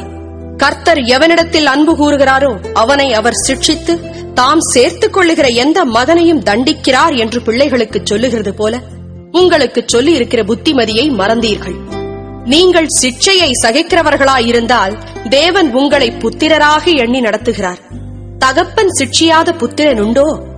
எல்லாருக்கும் கிடைக்கும் சிட்சை உங்களுக்கு கிடையாதிருந்தால் நீங்கள் புத்திரராயிராமல் பேசி பிள்ளைகளாயிருப்பீர்களே. அன்றியும் நம்முடைய சரீரத்தின் தகப்பன்மார்கள் நம்மை சிட்சிக்கும் போது அவர்களுக்கு நாம் அஞ்சி நடந்திருக்க நாம் பிழைக்கத்தக்கதாக ஆவிகளின் பிதாவுக்கு வெகு அதிகமாய் அடங்கி நடக்க வேண்டும் அல்லவா? அவர்கள் தங்களுக்கு நலமென்று தோன்றினபடி கொஞ்ச காலம் சிட்சித்தார்கள். இவரோ தம்முடைய பரிசுத்தத்துக்கு நாம் பங்குள்ளவர்களாகும் பொருட்டு நம்முடைய பிரயோஜனத்துக்காகவே நம்மை சிட்சிக்கிறார். எந்த சிற்றையும் தற்காலத்தில் சந்தோஷமாய் காணாமல் துக்கமாய் காணும். ஆகிலும் பிற்காலத்தில் அதில் பழகினவர்களுக்கு அது நீதியாகிய சமாதான பலனை தரும். ஆகையினால் நெகிழ்ந்த கைகளையும் தளர்ந்த முழங்கால்களையும் நீங்கள் திரும்ப நிமிர்த்தி, முடமாயிருக்கிறது பிசகிப் போகாமல் சொஸ்தமாகும்படிக்கு உங்கள் பாதங்களுக்கு வழிகளை செவ்வைப்படுத்துங்கள். யாவரோடும் சமாதானமாயிருக்கவும் பரிசுத்தமுள்ளவர்களாயிருக்கவும் நாடுங்கள். பரிசுத்தமில்லாமல் ஒருவனும் கர்த்தரை தரிசிப்பதில்லையே. ஒருவனும் தேவனுடைய கிருபையை இழந்து போகாதபடிக்கும் யாதொரு கசப்பான வேர் முளைத்தெழும்பி கலக்கம் உண்டாக்குகிறதினால் அநேகர் தீட்டுப்படாதபடிக்கும் ஒருவனும் வேசிக்கள்ளனாகவும் ஒருவேளை போஜனத்துக்காக தன் சேஷ்ட புத்திர பாகத்தை விற்று போட்ட ஏசாவைப் போல சீர்கெட்டவனாகவும் இராதபடிக்கும் எச்சரிக்கையாயிருங்கள். ஏனென்றால் பிற்பாடு அவன் ஆசீர்வாதத்தை சுதந்தரித்துக் கொள்ள விரும்பியும் ஆகாதவன் என்று தள்ளப்பட்டதை அறிவீர்கள். அவன் கண்ணீர் விட்டு கவலையோடே தேடியும் மனம் மாறுதலை காணாமற் போனான். அன்றியும் தொடக்கூடியதும் அக்கினி பற்றி எரிகிறதுமான மலை நிலத்திற்கும் மந்தாரம், இருள், பெருங்காற்று ஆகிய இவைகளினிடத்திற்கும் எக்கால முழக்கத்தினிடத்திற்கும் வார்த்தைகளுடைய சத்தத்தினிடத்திற்கும் நீங்கள் வந்து சேரவில்லை. அந்த சத்தத்தை கேட்டவர்கள் பின்னும் தங்களுக்கு வார்த்தை சொல்லப்படாதபடிக்கு வேண்டிக் கொண்டார்கள். ஏனெனில் ஒரு மிருகமாகிலும் மலையை தொட்டால் அது கல்லெறியுண்டு அல்லது அம்பினால் எய்யுண்டு சாக வேண்டும் என்று சொல்லப்பட்ட கட்டளையை சகிக்க மாட்டாதிருந்தார்கள். மோசேயும் நான் மிகவும் பயந்து நடுங்குகிறேன் என்று சொல்லத்தக்கதாக அந்த காட்சி அவ்வளவு பயங்கரமாயிருந்தது. நீங்களோ சீயோன் மலையினிடத்திற்கும் ஜீவனுள்ள தேவனுடைய நகரமாகிய பரம எருசலேமினிடத்திற்கும் 1000-10,000 தேவ தூதர்களினிடத்திற்கும் பரலோகத்தில் பேர் எழுதியிருக்கிற முதற் பேரானவர்களின் சர்வ சங்கமாகிய சபையினிடத்திற்கும் யாவருக்கும் நியாயாதிபதியாகிய தேவனிடத்திற்கும் பூரணராக்கப்பட்ட நீதிமான்களுடைய ஆவிகளினிடத்திற்கும் புது உடன்படிக்கையின் மத்தியஸ்தராகிய இயேசுவினிடத்திற்கும் ஆபேலினுடைய ரத்தம் பேசினதை பார்க்கிலும் நன்மையானவைகளை பேசுகிற ரத்தமாகிய தெளிக்கப்படும் ரத்தத்தினிடத்திற்கும் வந்து சேர்ந்தீர்கள். பேசுகிறவருக்கு நீங்கள் செவி கொடுக்க மாட்டோம் என்று விலகாதபடி எச்சரிக்கையாயிருங்கள். ஏனெனில் பூமியிலே பேசினவருக்கு செவி கொடுக்க மாட்டோம் என்று விலகினவர்கள் தப்பிப் போகாமல் இருக்க பரலோகத்தில் இருந்து பேசுகிறவரை நாம் விட்டு விலகினால் எப்படி தப்பிப் போவோம்? அவருடைய சத்தம் அப்பொழுது பூமியை அசைய பண்ணிற்று. இன்னும் ஒரு தரம் நான் பூமியை மாத்திரமல்ல வானத்தையும் அசைய பண்ணுவேன் என்று இப்பொழுது வாக்குத்தத்தம் செய்திருக்கிறார். இன்னும் ஒரு தரம் என்கிற சொல்லானது அசையாதவைகள் நிலைத்திருக்கத்தக்கதாக அசைவுள்ளவைகள் உண்டாக்கப்பட்டவைகள் போல் மாறிப்போம் என்பதை குறிக்கிறது. ஆதலால் அசைவில்லாத ராஜ்யத்தை பெறுகிறவர்களாகிய நாம் பயத்தோடும் பக்தியோடும் தேவனுக்கு பிரியமாய் ஆராதனை செய்யும்படி கிருபையை பற்றிக் கொள்ள கடவோம். நம்முடைய தேவன் பட்சிக்கிற அக்னியாயிருக்கிறாரே. 13ஆம் அதிகாரம். சகோதர சிநேகம் நிலைத்திருக்க கடவது. அந்நியரை உபசரிக்க மறவாதிருங்கள். அதனாலே சிலர் அறியாமல் தேவ தூதரையும் உபசரித்ததுண்டு. கட்டப்பட்டிருக்கிறவர்களோட நீங்களும் கட்டப்பட்டவர்கள் போல அவர்களை நினைத்துக் கொள்ளுங்கள். நீங்களும் சரீரத்தோடு இருக்கிறவர்கள் என்று அறிந்து தீங்கு அனுபவிக்கிறவர்களை நினைத்துக் கொள்ளுங்கள். விவாகம் யாவருக்குள்ளும் கனமுள்ளதாயும் விவாக மஞ்சம் அசுசிப்படாததுமாய் இருப்பதாக. வேசிக் கள்ளரையும் விபச்சாரக்காரரையும் தேவன் நியாயம் தீர்ப்பார். நீங்கள் பண ஆசை இல்லாதவர்களாய் நடந்து உங்களுக்கு இருக்கிறவைகள் போதும் என்று எண்ணுங்கள். நான் உன்னை விட்டு விலகுவதும் இல்லை, உன்னை கைவிடுவதும் இல்லை என்று அவர் சொல்லியிருக்கிறாரே. அதனாலே நாம் தைரியம் கொண்டு கர்த்தர் எனக்கு சகாயர், நான் பயப்படேன், மனுஷன் எனக்கு என்ன செய்வான் என்று சொல்லலாமே. தேவ வசனத்தை உங்களுக்கு போதித்து உங்களை நடத்தினவர்களை நீங்கள் நினைத்து அவர்களுடைய நடக்கையின் முடிவை நன்றாய் சிந்தித்து அவர்களுடைய விசுவாசத்தை பின்பற்றுங்கள். இயேசு கிறிஸ்து நேற்றும் இன்றும் என்றும் மாறாதவராய் இருக்கிறார். பலவிதமான அந்நிய போதனைகளால் அலைப்புண்டு திரியாதிருங்கள். போஜன பதார்த்தங்களினால் அல்ல, கிருபையினாலே இருதயம் ஸ்திரப்படுகிறது நல்லது. போஜன பதார்த்தங்களில் முயற்சி செய்கிறவர்கள் பலனடையவில்லையே. நமக்கு ஒரு பலிபீடம் உண்டு. அதற்குரியவைகளை புசிக்கிறதற்கு கூடாரத்தில் ஆராதனை செய்கிறவர்களுக்கு அதிகாரம் இல்லை. ஏனென்றால் எந்த மிருகங்களுடைய ரத்தம் பாவங்களின் நிமித்தமாக பரிசுத்த ஸ்தலத்துக்குள் பிரதான ஆசாரியராலே கொண்டு வரப்படுகிறதோ அந்த மிருகங்களின் உடல்கள் பாளையத்துக்கு புறம்பே சுட்டரிக்கப்படும். அந்தப்படியே இயேசுவும் தம்முடைய சொந்த இரத்தத்தினாலே ஜனத்தை பரிசுத்தம் செய்யும்படியாக நகர வாசலுக்கு புறம்பே பாடுபட்டார். ஆகையால் நாம் அவருடைய நிந்தையை சுமந்து பாளையத்துக்கு புறம்பே அவரிடத்திற்கு புறப்பட்டு போக கடவோம். நிலையான நகரம் நமக்கு இங்கே இல்லை, வரப்போகிறதையே நாடி தேடுகிறோம். ஆகையால் அவருடைய நாமத்தை துதிக்கும் உதடுகளின் கனியாகிய ஸ்தோத்திர பலியை அவர் மூலமாய் எப்போதும் தேவனுக்கு செலுத்த கடவோம். அன்றியும் நன்மை செய்யவும் தான தர்மம் பண்ணவும் மறவாதிருங்கள். இப்படிப்பட்ட பலிகளின் மேல் தேவன் பிரியமாயிருக்கிறார்.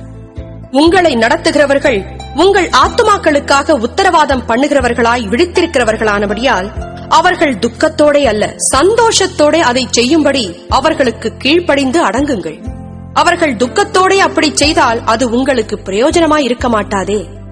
எங்களுக்காக வேண்டிக் கொள்ளுங்கள். நாங்கள் நல் மனசாட்சி உள்ளவர்களாய் எல்லாவற்றிலும் யோக்கியமாய் நடக்க விரும்புகிறோம் என்று நிச்சயித்திருக்கிறோம். நான் அதிசீக்கிரமாய் உங்களிடத்தில் வரும்படிக்கு நீங்கள் இப்படி வேண்டிக் கொள்ளும்படி அதிகமாய் கேட்டுக்கொள்கிறேன். நித்திய உடன்படிக்கையின் இரத்தத்தினாலே ஆடுகளுடைய பெரிய மேய்ப்பரான நம்முடைய கர்த்தராகிய இயேசுவை மரித்தோரிலிருந்து ஏறிவர பண்ணின சமாதானத்தின் தேவன் இயேசு கிறிஸ்துவை கொண்டு தமக்கு முன்பாக பிரியமானதை உங்களில் நடப்பித்து நீங்கள் தம்முடைய சித்தத்தின்படி செய்ய உங்களை சகலவித நற்கிரியையிலும் சீர்பொருந்தினவர்களாக்குவாராக. அவருக்கு என்றென்றைக்கும் மகிமை உண்டாவதாக. ஆமென். சகோதரரே, நான் சுருக்கமாய் உங்களுக்கு எழுதின இந்த புத்திமதியான வார்த்தைகளை நீங்கள் பொறுமையாய் ஏற்றுக்கொள்ளும்படி வேண்டிக் கொள்கிறேன்.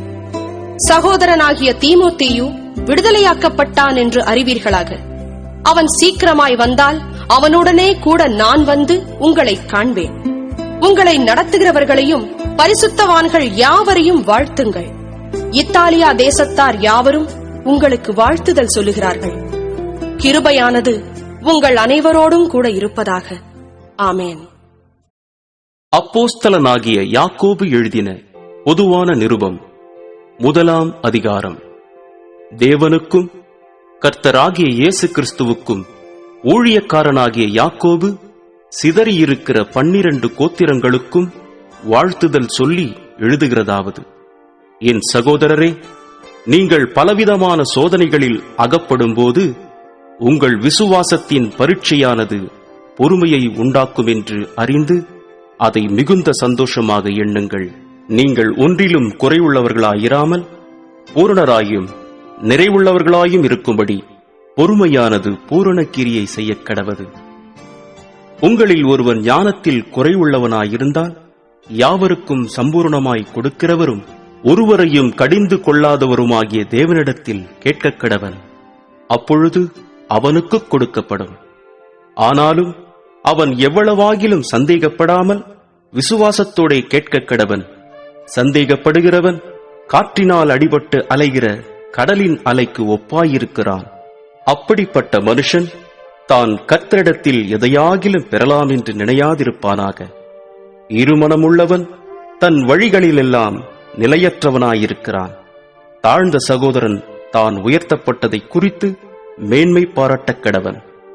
ஐசுவரியவான் தான் தாழ்த்தப்பட்டதை குறித்து மேன்மை பாராட்டக் கடவன். ஏனெனில் அவன் புல்லின் பூவை போல் ஒழிந்து போவான். சூரியன் கடும் வெயிலுடன் உதித்து புல்லை உலர்த்தும் போது அதன் பூ உதிர்ந்து அதன் அழகான வடிவு அழிந்து போம். ஐசுவரியவானும் அப்படியே தன் வழிகளில் வாடிப்போவான். சோதனையை சகிக்கிற மனுஷன் பாக்கியவான். அவன் உத்தமன் என்று விளங்கின பின்பு கர்த்தர் தம்மிடத்தில் அன்பு கூறுகிறவர்களுக்கு வாக்குத்தத்தம் பண்ணின ஜீவ கிரீடத்தை பெறுவான். சோதிக்கப்படுகிற எவனும் நான் தேவனால் சோதிக்கப்படுகிறேன் என்று சொல்லாதிருப்பானாக. தேவன் பொல்லாங்கினால் சோதிக்கப்படுகிறவர் அல்ல, ஒருவனையும் அவர் சோதிக்கிறவரும் அல்ல. அவனவன் தன் தன் சுய இச்சையினாலே இழுக்கப்பட்டு சிக்குண்டு சோதிக்கப்படுகிறான். பின்பு இச்சையானது கர்ப்பந்தரித்து பாவத்தை பிறப்பிக்கும். பாவம் பூரணமாகும்போது மரணத்தை பிறப்பிக்கும். என் பிரியமான சகோதரரே, மோசம் போகாதிருங்கள். நன்மையான எந்த ஈவும் பூரணமான எந்த வரமும் பரத்தில் இருந்துண்டாகி சோதிகளின் பிதாவினிடத்திலிருந்து இறங்கி வருகிறது. அவரிடத்தில் யாதொரு மாறுதலும் யாதொரு வேற்றுமையின் நிழலும் இல்லை. அவர் சித்தங்கொண்டு தம்முடைய சிருஷ்டிகளில் நாம் முதற் பலன்களாவதற்கு நம்மை சத்திய வசனத்தினாலே ஜெனிப்பித்தார். ஆகையால் என் பிரியமான சகோதரரே, யாவரும் கேட்கிறதற்கு தீவிரமாயும், பேசுகிறதற்கு பொறுமையாயும், கோபிக்கிறதற்கு தாமதமாயும் இருக்க கடவர்கள். மனுஷருடைய கோபம் தேவனுடைய நீதியை நடப்பிக்க மாட்டாதே. ஆகையால் நீங்கள் எல்லாவித அழுக்கையும் கொடிய துர்க்குணத்தையும் ஒழித்துவிட்டு, உங்கள் உள்ளத்தில் நாட்டப்பட்டதாயும் உங்கள் ஆத்துமாக்களை ரட்சிக்க வல்லமையுள்ளதாயும் இருக்கிற வசனத்தை சாந்தமாய் ஏற்றுக்கொள்ளுங்கள். அல்லாமலும் நீங்கள் உங்களை வஞ்சியாதபடிக்கு திருவசனத்தை கேட்கிறவர்களாய் மாத்திரமல்ல, அதின்படி செய்கிறவர்களாயும் இருங்கள். எண்ணத்தினாலெனில் ஒருவன் திருவசனத்தை கேட்டும் அதின்படி செய்யாதவனானால் கண்ணாடியிலே தன் சுபாவ முகத்தை பார்க்கிற மனுஷனுக்கு ஒப்பாயிருப்பான். அவன் தன்னைத்தானே பார்த்து அவ்விடம் விட்டு போனவுடனே தன் சாயல் இன்னதென்பதை மறந்து விடுவான். சுயாதீன பிரமாணமாகிய பூரண பிரமாணத்தை உற்று பார்த்து அதிலே நிலைத்திருக்கிறவனே கேட்கிறதை மறக்கிறவனாயிராமல் அதற்கேற்ற கிரியை செய்கிறவனாயிருந்து தன் செய்கையில் பாக்கியவானாயிருப்பான். உங்களில் ஒருவன் தன் நாவை அடக்காமல் தன் இருதயத்தை வஞ்சித்து தன்னை தேவ பக்தியுள்ளவன் என்று எண்ணினால் அவனுடைய தேவபக்தி வீணாயிருக்கும். திக்கற்ற பிள்ளைகளும் விதவிகளும் படுகிற உபத்திரவத்திலே அவர்களை விசாரிக்கிறதும் உலகத்தால் கரைபடாதபடிக்கு தன்னை காத்துக் கொள்ளுகிறதுமே பிதாவாகிய தேவனுக்கு முன்பாக மாசில்லாத சுத்தமான பக்தியாயிருக்கிறது. 2ஆம் அதிகாரம். என் சகோதரரே, மகிமையுள்ள நம்முடைய கர்த்தராகிய இயேசு கிறிஸ்துவின் மேலுள்ள விசுவாசத்தை பட்சபாதத்தோടെ பற்றிக் கொள்ளாதிருப்பீர்களாக. ஏனெனில் பொன்மோதிரமும் மினுக்குள்ள வஸ்திரமும் தரித்திருக்கிற ஒரு மனுஷனும் கந்தையான வஸ்திரம் தரித்திருக்கிற ஒரு தரித்திரனும் உங்கள் ஆலயத்தில் வரும்போது மினுக்குள்ள வஸ்திரம் தரித்தவரை கண்ணோக்கி, நீர் இந்த நல்ல இடத்தில் உட்காரும் என்றும், தரித்திரனை பார்த்து நீ அங்கே நில்லு அல்லது இங்கே என் பாத படி அண்டையிலே உட்கார் என்றும் நீங்கள் சொன்னால், உங்களுக்குள்ளே பேதகம் பண்ணி தகாத சிந்தனைகளோட நிதானிக்கிறவர்களாயிருப்பீர்கள் அல்லவா? என் பிரியமான சகோதரரே, கேளுங்கள். தேவன் இவ்வுலகத்தின் தரித்திரரை விசுவாசத்தில் ஐஸ்வர்யவான்களாகவும் தம்மிடத்தில் அன்பு கூறுகிறவர்களுக்கு தாம் வாக்குத்தத்தம் பண்ணின ராஜ்யத்தை சுதந்திரிக்கிறவர்களாகவும் தெரிந்து கொள்ளவில்லையா? நீங்களோ தரித்திரரை கனவீனம் பண்ணுகிறீர்கள். ஐசுவரியவான்கள் அல்லவோ உங்களை ஒடுக்குகிறார்கள். அவர்களல்லவோ உங்களை நியாயாசனங்களுக்கு முன்பாக இழுக்கிறார்கள். உங்களுக்கு தரிக்கப்பட்ட நல்ல நாமத்தை அவர்களல்லவோ தூஷிக்கிறார்கள். உன்னிடத்தில் நீ அன்பு கூறுகிறது போல பிறனிடத்திலும் அன்பு கூறுவாயாக என்று வேதவாக்கியம் சொல்லுகிற ராஜரீக பிரமாணத்தை நீங்கள் நிறைவேற்றினால் நன்மை செய்வீர்கள். பட்சபாதம் உள்ளவர்களாயிருப்பீர்களானால் பாவஞ்செய்து மீறினவர்கள் என்று நியாயப் பிரமாணத்தால் தீர்க்கப்படுவீர்கள். எப்படியெனில், ஒருவன் நியாயப் பிரமாணம் முழுவதையும் கைக்கொண்டிருந்தும் ஒன்றிலே தவறினால் எல்லாவற்றிலும் குற்றவாளியாயிருப்பான். ஏனென்றால், விபசாரம் செய்யாதிருப்பாயாக என்று சொன்னவர் கொலை செய்யாதிருப்பாயாக என்றும் சொன்னார். ஆதலால் நீ விபசாரம் செய்யாமலிருந்தும் கொலை செய்தாயானால் நியாயப் பிரமாணத்தை மீறினவனாவாய். சுயாதீன பிரமாணத்தினால் நியாய தீர்ப்படைய போகிறவர்களாய் அதற்கேற்றபடி பேசி அதற்கேற்றபடி செய்யுங்கள். ஏனென்றால், இரக்கஞ்செய்யாதவனுக்கு இரக்கமில்லாத நியாய தீர்ப்பு கிடைக்கும். நியாய தீர்ப்புக்கு முன்பாக இரக்கம் மேன்மை பாராட்டும். என் சகோதரரே, ஒருவன் தனக்கு விசுவாசம் உண்டென்று சொல்லியும் கிரியைகளில்லாதவனானால் அவனுக்கு பிரயோஜனம் என்ன? அந்த விசுவாசம் அவனை இரட்சிக்குமா?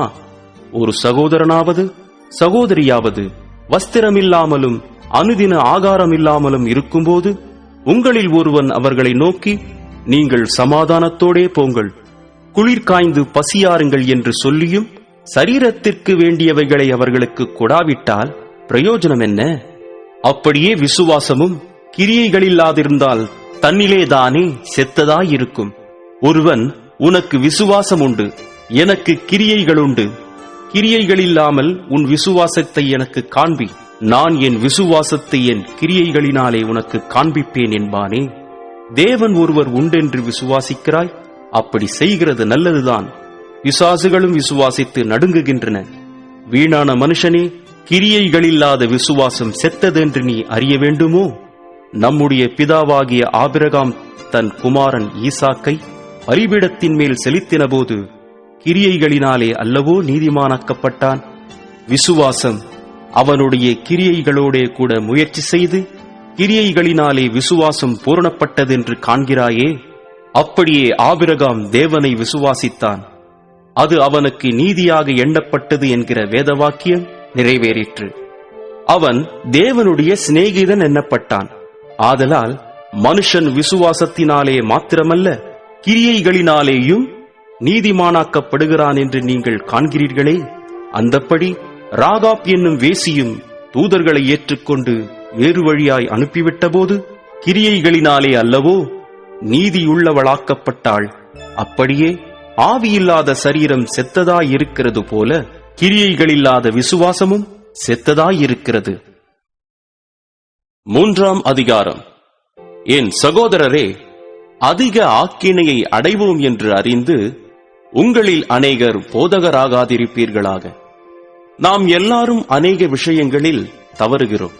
ஒருவன் சொல் தவறாதவனானால் அவன் பூரண புருஷனும் தன் சரீரம் முழுவதையும் கடிவாளத்தினாலே அடக்கிக் கொள்ளக்கூடியவனுமாயிருக்கிறான்.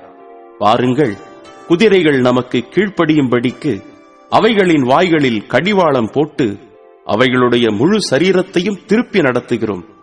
கப்பல்களையும் பாருங்கள், அவைகள் மகா பெரியவைகளாயிருந்தாலும் கடுங்காற்றுகளால் அடிபட்டாலும் அவைகளை நடத்துகிறவன் போகும்படி யோசிக்கும் இடம் எதுவோ அவ்விடத்திற்கு நேராக மிகவும் சிறிதான சுக்கானாலே திருப்பப்படும். அப்படியே நாவானதும் சிறிய அவயவமாயிருந்தும் பெருமையானவைகளை பேசும். பாருங்கள், சிறிய நெருப்பு எவ்வளவு பெரிய காட்டை கொளுத்தி விடுகிறது. நாவும் நெருப்புத்தான். அது அநீதி நிறைந்த உலகம். நம்முடைய அவயவங்களில் நாவானது முழு சரீரத்தையும் கரைபடுத்தி ஆயுள் சக்கரத்தை கொளுத்தி விடுகிறதாயும் நரக அக்கினியினால் கொளுத்தப்படுகிறதாயும் இருக்கிறது. சகலவிதமான மிருகங்கள், பறவைகள், ஊரும் பிராணிகள், நீர்வாழும் ஜந்துக்கள் ஆகிய இவைகளின் சுபாவம் மனுஷ சுபாவத்தால் அடக்கப்படும், அடக்கப்பட்டதும் உண்டு. நாவை அடக்க ஒரு மனுஷனானாலும் கூடாது. அது அடங்காத பொல்லாங்குள்ளதும் சாவுக்கேதுவான விஷம் நிறைந்ததுமாயிருக்கிறது. அதனாலே நாம் பிதாவாகிய தேவனை துதிக்கிறோம். தேவனுடைய சாயலின்படி உண்டாக்கப்பட்ட மனுஷரை அதனாலேயே சபிக்கிறோம். துதித்தலும் சபித்தலும் ஒரே வாயிலிருந்து புறப்படுகிறது. என் சகோதரரே, இப்படி இருக்கலாகாது. ஒரே ஊற்று கண்ணிலிருந்து தித்திப்பும் கசப்புமான தண்ணீர் சுரக்குமா? என் சகோதரரே, அத்திமரம் ஒலிவப் பழங்களையும் திராட்சச் செடி அத்திப்பழங்களையும் கொடுக்குமா? அப்படியே உவர்ப்பான நீரூற்று தித்திப்பான ஜலத்தை கொடுக்க மாட்டாது. உங்களில் ஞானியும் விவேகியுமாயிருக்கிறவன் எவனோ அவன் ஞானத்திற்குரிய சாந்தத்தோடே தன் கிரியைகளை நல்ல நடக்கையினாலே காண்பிக்க கடவன். உங்கள் இருதயத்திலே கசப்பான வைராக்கியத்தையும் விரோதத்தையும் வைத்தீர்களானால் நீங்கள் பெருமை பாராட்டாதிருங்கள். சத்தியத்திற்கு விரோதமாய் பொய் சொல்லாமலும் இருங்கள். இப்படிப்பட்ட ஞானம் பரத்திலிருந்து இறங்கி வருகிற ஞானமாயிராமல் லௌகிக சம்பந்தமானதும் ஜென்ம சுபாவத்துக்குரியதும் பேய்த்தனத்துக்கடுத்ததுமாயிருக்கிறது. வைராக்கியமும் விரோதமும் எங்கே உண்டோ அங்கே கலகமும் சகல துர்ச்செய்கைகளும் உண்டு. பரத்திலிருந்து வருகிற ஞானமோ முதலாவது சுத்தமுள்ளதாயும் பின்பு சமாதானமும் சாந்தமும் இணக்கமும் உள்ளதாயும் இரக்கத்தாலும் நற்கணிகளாலும் நிறைந்ததாயும் பட்சபாதம் இல்லாததாயும் மாயமற்றதாயும் இருக்கிறது. நீதியாகிய கனியானது சமாதானத்தை நடப்பிக்கிறவர்களாலே சமாதானத்திலே விதைக்கப்படுகிறது. 4ஆம் அதிகாரம். உங்களுக்குள்ளே யுத்தங்களும் சண்டைகளும் எதினாலே வருகிறது?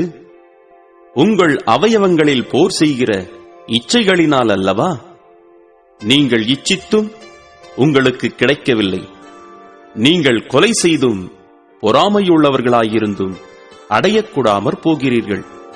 நீங்கள் சண்டையும் யுத்தமும் பண்ணியும் நீங்கள் விண்ணப்பம் பண்ணாமல் இருக்கிறதினாலே உங்களுக்கு சித்திக்கிறதில்லை.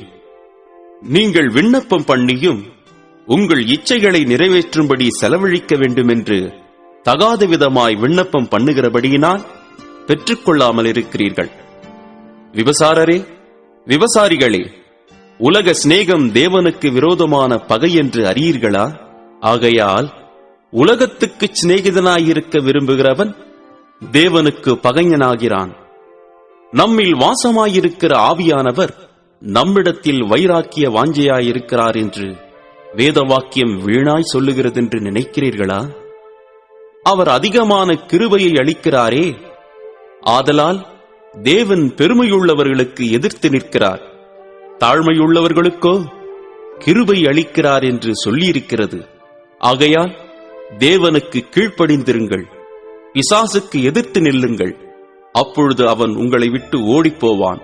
தேவனிடத்தில் சேருங்கள், அப்பொழுது அவர் உங்களிடத்தில் சேருவார். பாவிகளே, உங்கள் கைகளை சுத்திகரியுங்கள். இருமனம் உள்ளவர்களே, உங்கள் இருதயங்களை பரிசுத்தமாக்குங்கள். நீங்கள் துயரப்பட்டு துக்கித்து அழுங்கள். உங்கள் நகைப்பு துக்கிப்பாகவும் உங்கள் சந்தோஷம் சஞ்சலமாகவும் மாறக்கெடவது. கர்த்தருக்கு முன்பாக தாழ்மைப்படுங்கள், அப்பொழுது அவர் உங்களை உயர்த்துவார். சகோதரரே, ஒருவருக்கொருவர் விரோதமாய் பேசாதிருங்கள். சகோதரனுக்கு விரோதமாய் பேசி தன் சகோதரனை குற்றப்படுத்துகிறவன் நியாயப்பிரமாணத்திற்கு விரோதமாய் பேசி நியாயப்பிரமாணத்தை குற்றப்படுத்துகிறான். நியாயப்பிரமாணத்தை குற்றப்படுத்துவாயானால் நீ நியாயப்பிரமாணத்தின்படி செய்கிறவனாயிராமல் அதற்கு நியாயாதிபதியாயிருப்பாய். நியாயப்பிரமாணத்தை கட்டளையிடுகிறவர் ஒருவரே, அவரே ரட்சிக்கவும் அழிக்கவும் வல்லவர். மற்றவனை குற்றப்படுத்துகிறதற்கு நீ யார்? மேலும் நாங்கள் இன்றைக்கு அல்லது நாளைக்கு இன்ன பட்டணத்திற்கு போய் அங்கே 1 வருஷம் தங்கி வியாபாரம் செய்து சம்பாத்தியம் பண்ணுவோம் என்கிறவர்களே, எழுங்கள். நாளைக்கு நடப்பது உங்களுக்கு தெரியாதே. உங்கள் ஜீவன் எப்படிப்பட்டது? கொஞ்ச காலம் தோன்றி பின்பு தோன்றாமற் போகிற புகையைப் போலிருக்கிறதே. ஆதலால் ஆண்டவருக்கு சித்தமானால் நாங்களும் உயிரோடு இருந்தால் இன்னின்னதைச் செய்வோம் என்று சொல்ல வேண்டும். இப்பொழுது உங்கள் வீம்புகளில் மேன்மை பாராட்டுகிறீர்கள். இப்படிப்பட்ட மேன்மை பாராட்டல் யாவும் பொல்லாங்காயிருக்கிறது. ஆதலால் ஒருவன் நன்மை செய்ய அறிந்தவனாயிருந்தும் அதைச் செய்யாமற் போனால் அது அவனுக்கு பாவமாயிருக்கும். 5ஆம் அதிகாரம். ஐசுவரியவான்களே, கேளுங்கள். உங்கள் மேல் வரும் நிர்பந்தங்களின் நிமித்தம் அலறி அழுங்கள். உங்கள் ஐஸ்வர்யம் அழிந்து உங்கள் வஸ்திரங்கள் பொட்டரித்துப் போயின. உங்கள் பொன்னும் வெள்ளியும் துருப்பிடித்தது. அவைகளிலுள்ள துரு உங்களுக்கு விரோதமாக சாட்சியாயிருந்து அக்கினியைப் போல உங்கள் மாம்சத்தை தின்னும். கடைசி நாட்களிலே பொக்கிஷத்தை சேர்த்தீர்கள். இதோ உங்கள் வயல்களை அறுத்த வேலைக்காரருடைய கூலி உங்களால் அநியாயமாய் பிடிக்கப்பட்டு கூக்குரலிடுகிறது. அறுத்தவர்களுடைய கூக்குரல் சேனைகளுடைய கர்த்தரின் செவிகளில் பட்டது. பூமியிலே நீங்கள் சம்பிரமமாய் வாழ்ந்து சுகபோகத்தில் உழன்றீர்கள். கொழுத்தவைகளை அடிக்கும் நாளில் நடக்கிறது போல உங்கள் இருதயங்களை போஷித்தீர்கள். நீதிமானை நீங்கள் ஆக்கினைக்குள்ளாக தீர்த்து கொலை செய்தீர்கள். அவன் உங்களோடே எதிர்த்து நிற்கவில்லை. இப்படி இருக்க சகோதரரே, கர்த்தர் வருமளவும் நீடிய பொறுமையாயிருங்கள். இதோ பயிரிடுகிறவன் பூமியில் நற்பலனை அடைய வேண்டுமென்று முன்மாறியும் பின்மாறியும் வருமளவும் நீடிய பொறுமையோடே காத்திருக்கிறான். நீங்களும் நீடிய பொறுமையோடு இருந்து உங்கள் இருதயங்களை ஸ்திரப்படுத்துங்கள். கர்த்தரின் வருகை சமீபமாயிருக்கிறதே. சகோதரரே, நீங்கள் நியாயம் தீர்க்கப்படாதபடிக்கு ஒருவருக்கொருவர் விரோதமாய் முறையிடாதிருங்கள். இதோ நியாயாதிபதி வாசற்படியில் நிற்கிறார். என் சகோதரரே, கர்த்தருடைய நாமத்தினாலே பேசின தீர்க்கதரிசிகளை துன்பப்படுதலுக்கும் நீடிய பொறுமைக்கும் திருஷ்டாந்தமாக வைத்துக் கொள்ளுங்கள். இதோ பொறுமையாயிருக்கிறவர்களை பாக்கியவான்கள் என்கிறோமே. யோபின் பொறுமையை குறித்து கேள்விப்பட்டிருக்கிறீர்கள். கர்த்தருடைய செயலின் முடிவையும் கண்டிருக்கிறீர்கள். கர்த்தர் மிகுந்த உருக்கமும் இரக்கமும் உள்ளவராயிருக்கிறாரே. விசேஷமாய் என் சகோதரரே, வானத்தின் பேரிலாவது பூமியின் பேரிலாவது வேறெந்த ஆணையினாலாவது சத்தியம் பண்ணாதிருங்கள். நீங்கள் ஆக்கினைக்குள்ளாக தீர்க்கப்படாதபடிக்கு உள்ளதை உள்ளதென்றும் இல்லதை இல்லதென்றும் சொல்லக் கடவீர்கள். உங்களில் ஒருவன் துன்பப்பட்டால் ஜெபம் பண்ணக் கடவன். ஒருவன் மகிழ்ச்சியாயிருந்தால் சங்கீதம் பாடக் கடவன். உங்களில் ஒருவன் வியாதிப்பட்டால் அவன் சபையின் மூப்பர்களை வரவழைப்பானாக. அவர்கள் கர்த்தருடைய நாமத்தினாலே அவனுக்கு எண்ணெய் பூசி அவனுக்காக ஜெபம் பண்ணக் கடவர்கள். அப்பொழுது விசுவாசமுள்ள ஜெபம் பிணியாளியை இரட்சிக்கும். கர்த்தர் அவனை எழுப்புவார். அவன் பாவம் செய்தவனானால் அது அவனுக்கு மன்னிக்கப்படும். நீங்கள் சொஸ்தமடையும்படிக்கு உங்கள் குற்றங்களை ஒருவருக்கொருவர் அறிக்கையிட்டு ஒருவருக்காக ஒருவர் ஜெபம் பண்ணுங்கள். நீதிமான் செய்யும் ஊக்கமான வேண்டுதல் மிகவும் பலனுள்ளதாயிருக்கிறது. எலியா என்பவன் நம்மைப் போல பாடுள்ள மனுஷனாயிருந்தும் மழை பெய்யாதபடிக்கு கருத்தாய் ஜெபம் பண்ணினான். அப்பொழுது 3 வருஷமும் 6 மாதமும் பூமியின் மேல் மழை பெய்யவில்லை. மறுபடியும் ஜெபம் பண்ணினான். அப்பொழுது வானம் மழையை பொழிந்தது, பூமி தன் பலனை தந்தது. சகோதரரே, உங்களில் ஒருவன் சத்தியத்தை விட்டு விலகி மோசம் போகும்போது மற்றொருவன் அவனை திருப்பினால், தப்பிப்போன மார்க்கத்தினின்று பாவியை திருப்புகிறவன் ஒரு ஆத்துமாவை மரணத்தினின்று ரட்சித்து திரளான பாவங்களை மூடுவான் என்று அறியக்கடவன். அப்போஸ்தலனாகிய பேதுரு எழுதின பொதுவான முதலாம் நிருபம், 1ஆம் அதிகாரம். இயேசு கிறிஸ்துவின் அப்போஸ்தலனாகிய பேதுரு பொந்து, கலாத்தியா, கப்பத்தோக்கியா, ஆசியா, பித்தினியா தேசங்களிலே சிதறி இருக்கிறவர்களில் பிதாவாகிய தேவனுடைய முன்னறிவின்படியே ஆவியானவரின் பரிசுத்தமாக்குதலினாலே கீழ்ப்படிதலுக்கும் இயேசு கிறிஸ்துவினுடைய இரத்தம் தெளிக்கப்படுதலுக்கும் தெரிந்து கொள்ளப்பட்ட பரதேசிகளுக்கு எழுதுகிறதாவது, கிருபையும் சமாதானமும் உங்களுக்கு பெருக கடவது. நம்முடைய கர்த்தராகிய இயேசு கிறிஸ்துவின் பிதாவாகிய தேவனுக்கு ஸ்தோத்திரம் உண்டாவதாக. அவர் இயேசு கிறிஸ்து மரித்தோரிலிருந்து எழுந்ததினாலே அழியாததும் மாசற்றதும் வாடாததுமாகிய சுதந்திரத்திற்கேதுவாக ஜீவனுள்ள நம்பிக்கை உண்டாகும்படி தமது மிகுந்த இரக்கத்தின்படியே நம்மை மறுபடியும் ஜெனிப்பித்தார். கடைசி காலத்திலே வெளிப்பட ஆயத்தமாக்கப்பட்டிருக்கிற ரட்சிப்புக்கு ஏதுவாக விசுவாசத்தை கொண்டு தேவனுடைய பலத்தினாலே காக்கப்பட்டிருக்கிற உங்களுக்கு அந்த சுதந்திரம் பரலோகத்தில் வைக்கப்பட்டிருக்கிறது. இதிலே நீங்கள் மிகவும் சந்தோஷப்படுகிறீர்கள். என்றாலும் துன்பப்பட வேண்டியது அவசியமானதால் இப்பொழுது கொஞ்ச காலம் பலவிதமான சோதனைகளினாலே துக்கப்படுகிறீர்கள். அழிந்து போகிற பொன் அக்கினியினாலே சோதிக்கப்படும். அதை பார்க்கிலும் அதிக விலையேற பெற்றதாயிருக்கிற உங்கள் விசுவாசம் சோதிக்கப்பட்டு இயேசு கிறிஸ்து வெளிப்படும் போது உங்களுக்கு புகழ்ச்சியும் கனமும் மகிமையும் உண்டாக காணப்படும். அவரை நீங்கள் காணாமலிருந்தும் அவரிடத்தில் அன்பு கூறுகிறீர்கள். இப்பொழுது அவரை தரிசியாமலிருந்தும் அவரிடத்தில் விசுவாசம் வைத்து சொல்லி முடியாததும் மகிமையால் நிறைந்ததுமாயிருக்கிற சந்தோஷமுள்ளவர்களாய் களிகூர்ந்து உங்கள் விசுவாசத்தின் பலனாகிய ஆத்தும ரட்சிப்பை அடைகிறீர்கள். உங்களுக்கு உண்டான கிருபையை குறித்து தீர்க்க தரிசனம் சொன்ன தீர்க்கதரிசிகள் இந்த ரட்சிப்பை குறித்து கருத்தாய் ஆராய்ந்து பரிசோதனை பண்ணினார்கள். தங்களிலுள்ள கிறிஸ்துவின் ஆவியானவர் கிறிஸ்துவுக்கு உண்டாகும் பாடுகளையும் அவைகளுக்கு பின்வரும் மகிமைகளையும் முன் அறிவித்த போது இன்ன காலத்தை குறித்தார் என்பதையும் அந்த காலத்தின் விசேஷம் இன்னதென்பதையும் ஆராய்ந்தார்கள். தங்கள் நிமித்தமல்ல, நமது நிமித்தமே இவைகளை தெரிவித்தார்கள் என்று அவர்களுக்கு வெளியாக்கப்பட்டது. பரலோகத்திலிருந்து அனுப்பப்பட்ட பரிசுத்த ஆவியினாலே உங்களுக்கு சுவிசேஷத்தை பிரசங்கித்தவர்களை கொண்டு இவைகள் இப்பொழுது உங்களுக்கு அறிவிக்கப்பட்டு வருகிறது. இவைகளை உற்று பார்க்க தேவதூதரும் ஆசையாயிருக்கிறார்கள். ஆகையால் நீங்கள் உங்கள் மனதின் அறையை கட்டிக்கொண்டு தெளிந்த புத்தியுள்ளவர்களாயிருந்து இயேசு கிறிஸ்து வெளிப்படும் போது உங்களுக்கு அளிக்கப்படும் கிருபையின் மேல் பூரண நம்பிக்கையுள்ளவர்களாயிருங்கள். நீங்கள் முன்னே உங்கள் அறியாமையினாலே கொண்டிருந்த இச்சைகளின்படி இனி நடவாமல் கீழ்ப்படுகிற பிள்ளைகளாயிருந்து உங்களை அழைத்தவர் பரிசுத்தராயிருக்கிறது போல நீங்களும் உங்கள் நடக்கைகள் எல்லாவற்றிலேயும் பரிசுத்தராயிருங்கள். நான் பரிசுத்தர், ஆகையால் நீங்களும் பரிசுத்தராயிருங்கள் என்று எழுதியிருக்கிறதே. அன்றியும் பட்சபாதம் இல்லாமல் அவனவனுடைய கிரியைகளின்படி நியாயம் தீர்க்கிறவரை நீங்கள் பிதாவாக தொழுது கொண்டு வருகிறபடியால் இங்கே பரதேசிகளாய் சஞ்சரிக்கும் அளவும் பயத்துடனே நடந்து கொள்ளுங்கள்.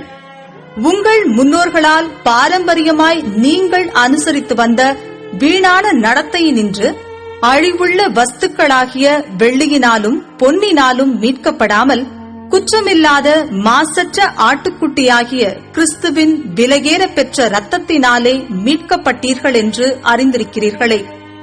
அவர் உலகத் தோற்றத்திற்கு முன்னே குறிக்கப்பட்டவராயிருந்து தமது மூலமாய் தேவன் மேல் விசுவாசமாயிருக்கிற உங்களுக்காக இந்த கடைசி காலங்களில் வெளிப்பட்டார்.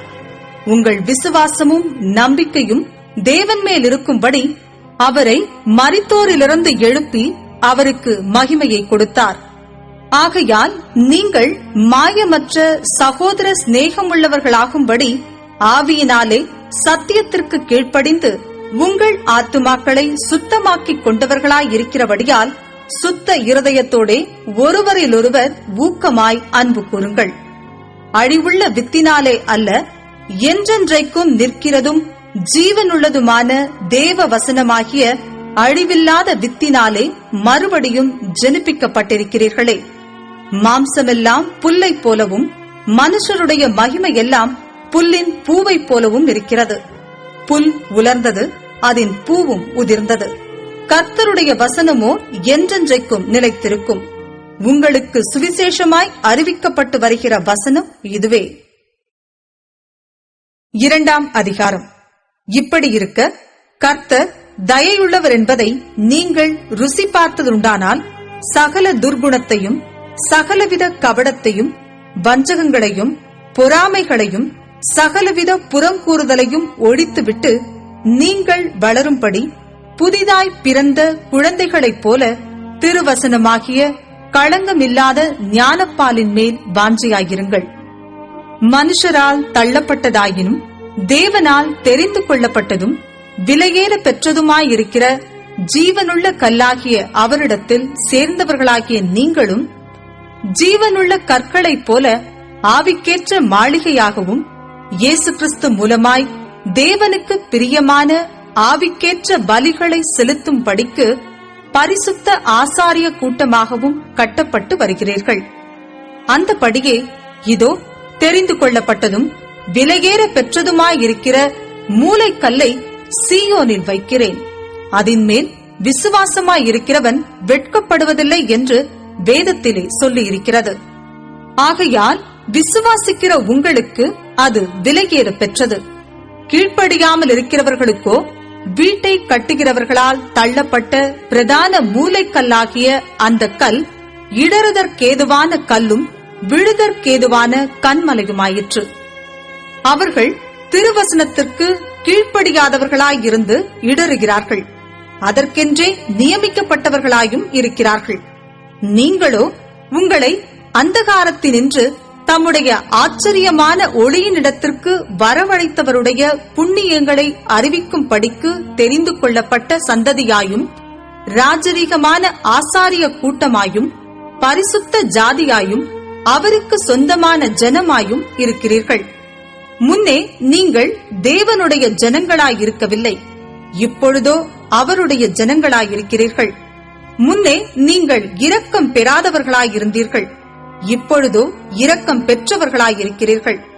பிரியமானவர்களே, அந்நியர்களும் பரதேசிகளுமாயிருக்கிற நீங்கள் ஆத்துமாவுக்கு விரோதமாய் போர் செய்கிற மாம்ச இச்சைகளை விட்டு விலகி, புறஜாதிகள் உங்களை அக்கிரமக்காரர் என்று விரோதமாய் பேசும் விஷயத்தில் அவர்கள் உங்கள் நற்கிரியைகளைக் கண்டு அவற்றின் நிமித்தம் சந்திப்பின் நாளிலே தேவனை மகிமைப்படுத்தும்படி நீங்கள் அவர்களுக்குள்ளே நல் நடக்கையுள்ளவர்களாய் நடந்து கொள்ளுங்கள் என்று உங்களுக்கு புத்தி சொல்லுகிறேன். நீங்கள் மனுஷருடைய கட்டளைகள் யாவற்றிற்கும் கர்த்தர் நிமித்தம் கீழ்ப்படியுங்கள். மேலான அதிகாரமுள்ள ராஜாவுக்கானாலும் சரி, தீமை செய்கிறவர்களுக்கு ஆக்கினையும் நன்மை செய்கிறவர்களுக்கு புகழ்ச்சியும் உண்டாகும்படி அவனால் அனுப்பப்பட்ட அதிகாரிகளுக்கானாலும் சரி கீழ்ப்படியுங்கள். நீங்கள் நன்மை செய்கிறதினாலே புத்தியீன மனுஷருடைய அறியாமையை அடக்குவது தேவனுடைய சித்தமாயிருக்கிறது. சுயாதீனம் உள்ளவர்களாயிருந்தும் உங்கள் சுயாதீனத்தை துர்குணத்திற்கு மூடலாக கொண்டிராமல் தேவனுக்கு அடிமைகளாயிருங்கள். எல்லாரையும் கனம் பண்ணுங்கள். சகோதரரிடத்தில் அன்பு கூறுங்கள். தேவனுக்கு பயந்திருங்கள். ராஜாவை கனம் பண்ணுங்கள். வேலைக்காரரை அதிக பயத்துடனே உங்கள் எஜமான்களுக்கு கீழ்ப்படிந்திருங்கள். நல்லவர்களுக்கும் சாந்த குணமுள்ளவர்களுக்கும் மாத்திரம் அல்ல, முரட்டு குணமுள்ளவர்களுக்கும் கீழ்ப்படிந்திருங்கள். ஏனெனில் தேவன் மேல் பற்றுதலாயிருக்கிற மனசாட்சிய நிமித்தம் ஒருவன் அநியாயமாய் பாடுபட்டு உபத்திரவங்களை பொறுமையாய் சகித்தால் அதுவே பிரீதியாயிருக்கும். நீங்கள் குற்றம் செய்து அடிக்கப்படும் போது பொறுமையோடே சகித்தால் அதனால் என்ன கீர்த்தி உண்டு? நீங்கள் நன்மை செய்து பாடுபடும் போது பொறுமையோடே சகித்தால் அதுவே தேவனுக்கு முன்பாக பிரீதியாயிருக்கும். இதற்காக நீங்கள் அழைக்கப்பட்டும் இருக்கிறீர்கள். ஏனெனில் கிறிஸ்துவும் உங்களுக்காக பாடுபட்டு நீங்கள் தம்முடைய அடிச்சுவடுகளை தொடர்ந்து வரும்படி உங்களுக்கு மாதிரியை பின்வைத்து போனார். அவர் பாவம் செய்யவில்லை. அவருடைய வாயிலே வஞ்சனை காணப்படவும் இல்லை. அவர் வையப்படும் போது பதில் வையாமலும் பாடுபடும் போது பயமுறுத்தாமலும் நியாயமாய் தீர்ப்பு செய்கிறவருக்கு தம்மை ஒப்புவித்தார். நாம் பாவங்களுக்கு செத்து நீதிக்கு பிழைத்திருக்கும்படிக்கு அவர் தாமே தமது சரீரத்திலே நம்முடைய பாவங்களை சிலுவையின் மேல் சுமந்தார். அவருடைய தழும்புகளால் குணமானீர்கள். சிதறுண்ட ஆடுகளைப் போல் இருந்தீர்கள். இப்பொழுதோ உங்கள் ஆத்துமாக்களுக்கு மேய்ப்பரும் கண்காணியுமானவரிடத்தில் திருப்பப்பட்டிருக்கிறீர்கள். 3ஆம் அதிகாரம். அந்தப்படி மனைவிகளே, உங்கள் சொந்த புருஷர்களுக்கு கீழ்ப்படிந்திருங்கள். அப்பொழுது அவர்களில் யாராவது திருவசனத்திற்கு கீழ்ப்படியாதவர்களாயிருந்தால் பயபக்தியோடு கூடிய உங்கள் கற்புள்ள நடக்கையை அவர்கள் பார்த்து போதனையின்றி மனைவிகளின் நடக்கையினாலேயே ஆதாயப்படுத்திக் கொள்ளப்படுவார்கள். மயிரை பின்னி பொன் ஆபரணங்களை அணிந்து உயர்ந்த வஸ்திரங்களை உடுத்திக் கொள்ளுதலாகிய புறம்பான அலங்கரிப்பு உங்களுக்கு அலங்காரமாயிராமல் அழியாத அலங்கரிப்பாயிருக்கிற சாந்தமும் அமைதலும் உள்ள ஆவியாகிய இருதயத்தில் மறைந்திருக்கிற குணமே உங்களுக்கு அலங்காரமாயிருக்க கடவது. அதுவே தேவனுடைய பார்வையில் விலகேற பெற்றது. இப்படியே பூர்வத்தில் தேவனிடத்தில் நம்பிக்கையாயிருந்த பரிசுத்த ஸ்திரீகளும் தங்களுடைய புருஷர்களுக்கு கீழ்ப்படிந்து தங்களை அலங்கரித்தார்கள். அந்தபடியே சாராள் ஆபிரகாமை ஆண்டவன் என்று சொல்லி அவனுக்கு கீழ்ப்படிந்திருந்தாள். நீங்கள் நன்மை செய்து ஒரு ஆபத்துக்கும் பயப்படாதிருந்தீர்களானால் அவளுக்கு பிள்ளைகளாயிருப்பீர்கள். அந்தபடி புருஷர்களே, மனைவியானவள் பலவீன பாண்டமாயிருக்கிறபடியினால் உங்கள் ஜெபங்களுக்கு தடை வராதபடிக்கு நீங்கள் விவேகத்தோடு அவர்களுடனே வாழ்ந்து உங்களுடனே கூட அவர்களும் நித்திய ஜீவனாகிய கிருபையை சுதந்தரித்துக் கொள்ளுகிறவர்களானபடியினால் அவர்களுக்கு செய்ய வேண்டிய கனத்தை செய்யுங்கள். மேலும் நீங்கள் எல்லாரும் ஒருமனப்பட்டவர்களும் இரக்கமுள்ளவர்களும் சகோதர சிநேகமுள்ளவர்களும் மன உருக்கமுள்ளவர்களும் இணக்கமுள்ளவர்களுமாயிருந்து தீமைக்கு தீமையையும் உதாசனத்துக்கு உதாசனத்தையும் சரிக்கட்டாமல் அதற்கு பதிலாக நீங்கள் ஆசீர்வாதத்தை சுதந்தரித்துக் கொள்ளும்படி அழைக்கப்பட்டிருக்கிறவர்கள் என்று அறிந்து ஆசீர்வதியுங்கள். ஜீவனை விரும்பி நல்ல நாட்களை காண வேண்டும் என்றிருக்கிறவன் பொல்லாப்புக்கு தன் நாவையும் கபடத்துக்கு தன் உதடுகளையும் விலக்கிக் காத்து பொல்லாப்பை விட்டு நீங்கி நன்மை செய்து சமாதானத்தை தேடி அதை பின்தொடர கடவன். கர்த்தருடைய கண்கள் நீதிமான்கள் மேல் நோக்கமாயிருக்கிறது. அவருடைய செவிகள் அவர்கள் வேண்டுதலுக்கு கவனமாயிருக்கிறது. தீமை செய்கிறவர்களுக்கோ கர்த்தருடைய முகம் விரோதமாயிருக்கிறது. நீங்கள் நன்மையை பின்பற்றுகிறவர்களானால் உங்களுக்கு தீமை செய்கிறவன் யார்? நீதியின் நிமித்தமாக நீங்கள் பாடுபட்டால் பாக்கியவான்களாயிருப்பீர்கள். அவர்களுடைய பயமுறுத்தலுக்கு நீங்கள் பயப்படாமலும் கலங்காமலும் இருந்து கர்த்தராகிய தேவனை உங்கள் இருதயங்களில் பரிசுத்தம் பண்ணுங்கள். உங்களில் இருக்கிற நம்பிக்கையை குறித்து உங்களிடத்தில் விசாரித்து கேட்கிற யாவருக்கும் சாந்தத்தோடும் வணக்கத்தோடும் உத்தரவு சொல்ல எப்பொழுதும் ஆயத்தமாயிருங்கள். கிறிஸ்துவுக்கேற்ற உங்கள் நல்ல நடக்கையை தூஷிக்கிறவர்கள் உங்களை அக்கிரமக்காரர் என்று உங்களுக்கு விரோதமாய் சொல்லுகிற விஷயத்தில் வெட்கப்படும்படிக்கு நல் மனசாட்சி உடையவர்களாயிருங்கள். தீமை செய்து பாட அனுபவிப்பதிலும் தேவனுக்கு சித்தமானால் நன்மை செய்து பாட அனுபவிப்பதே மேன்மையாயிருக்கும்.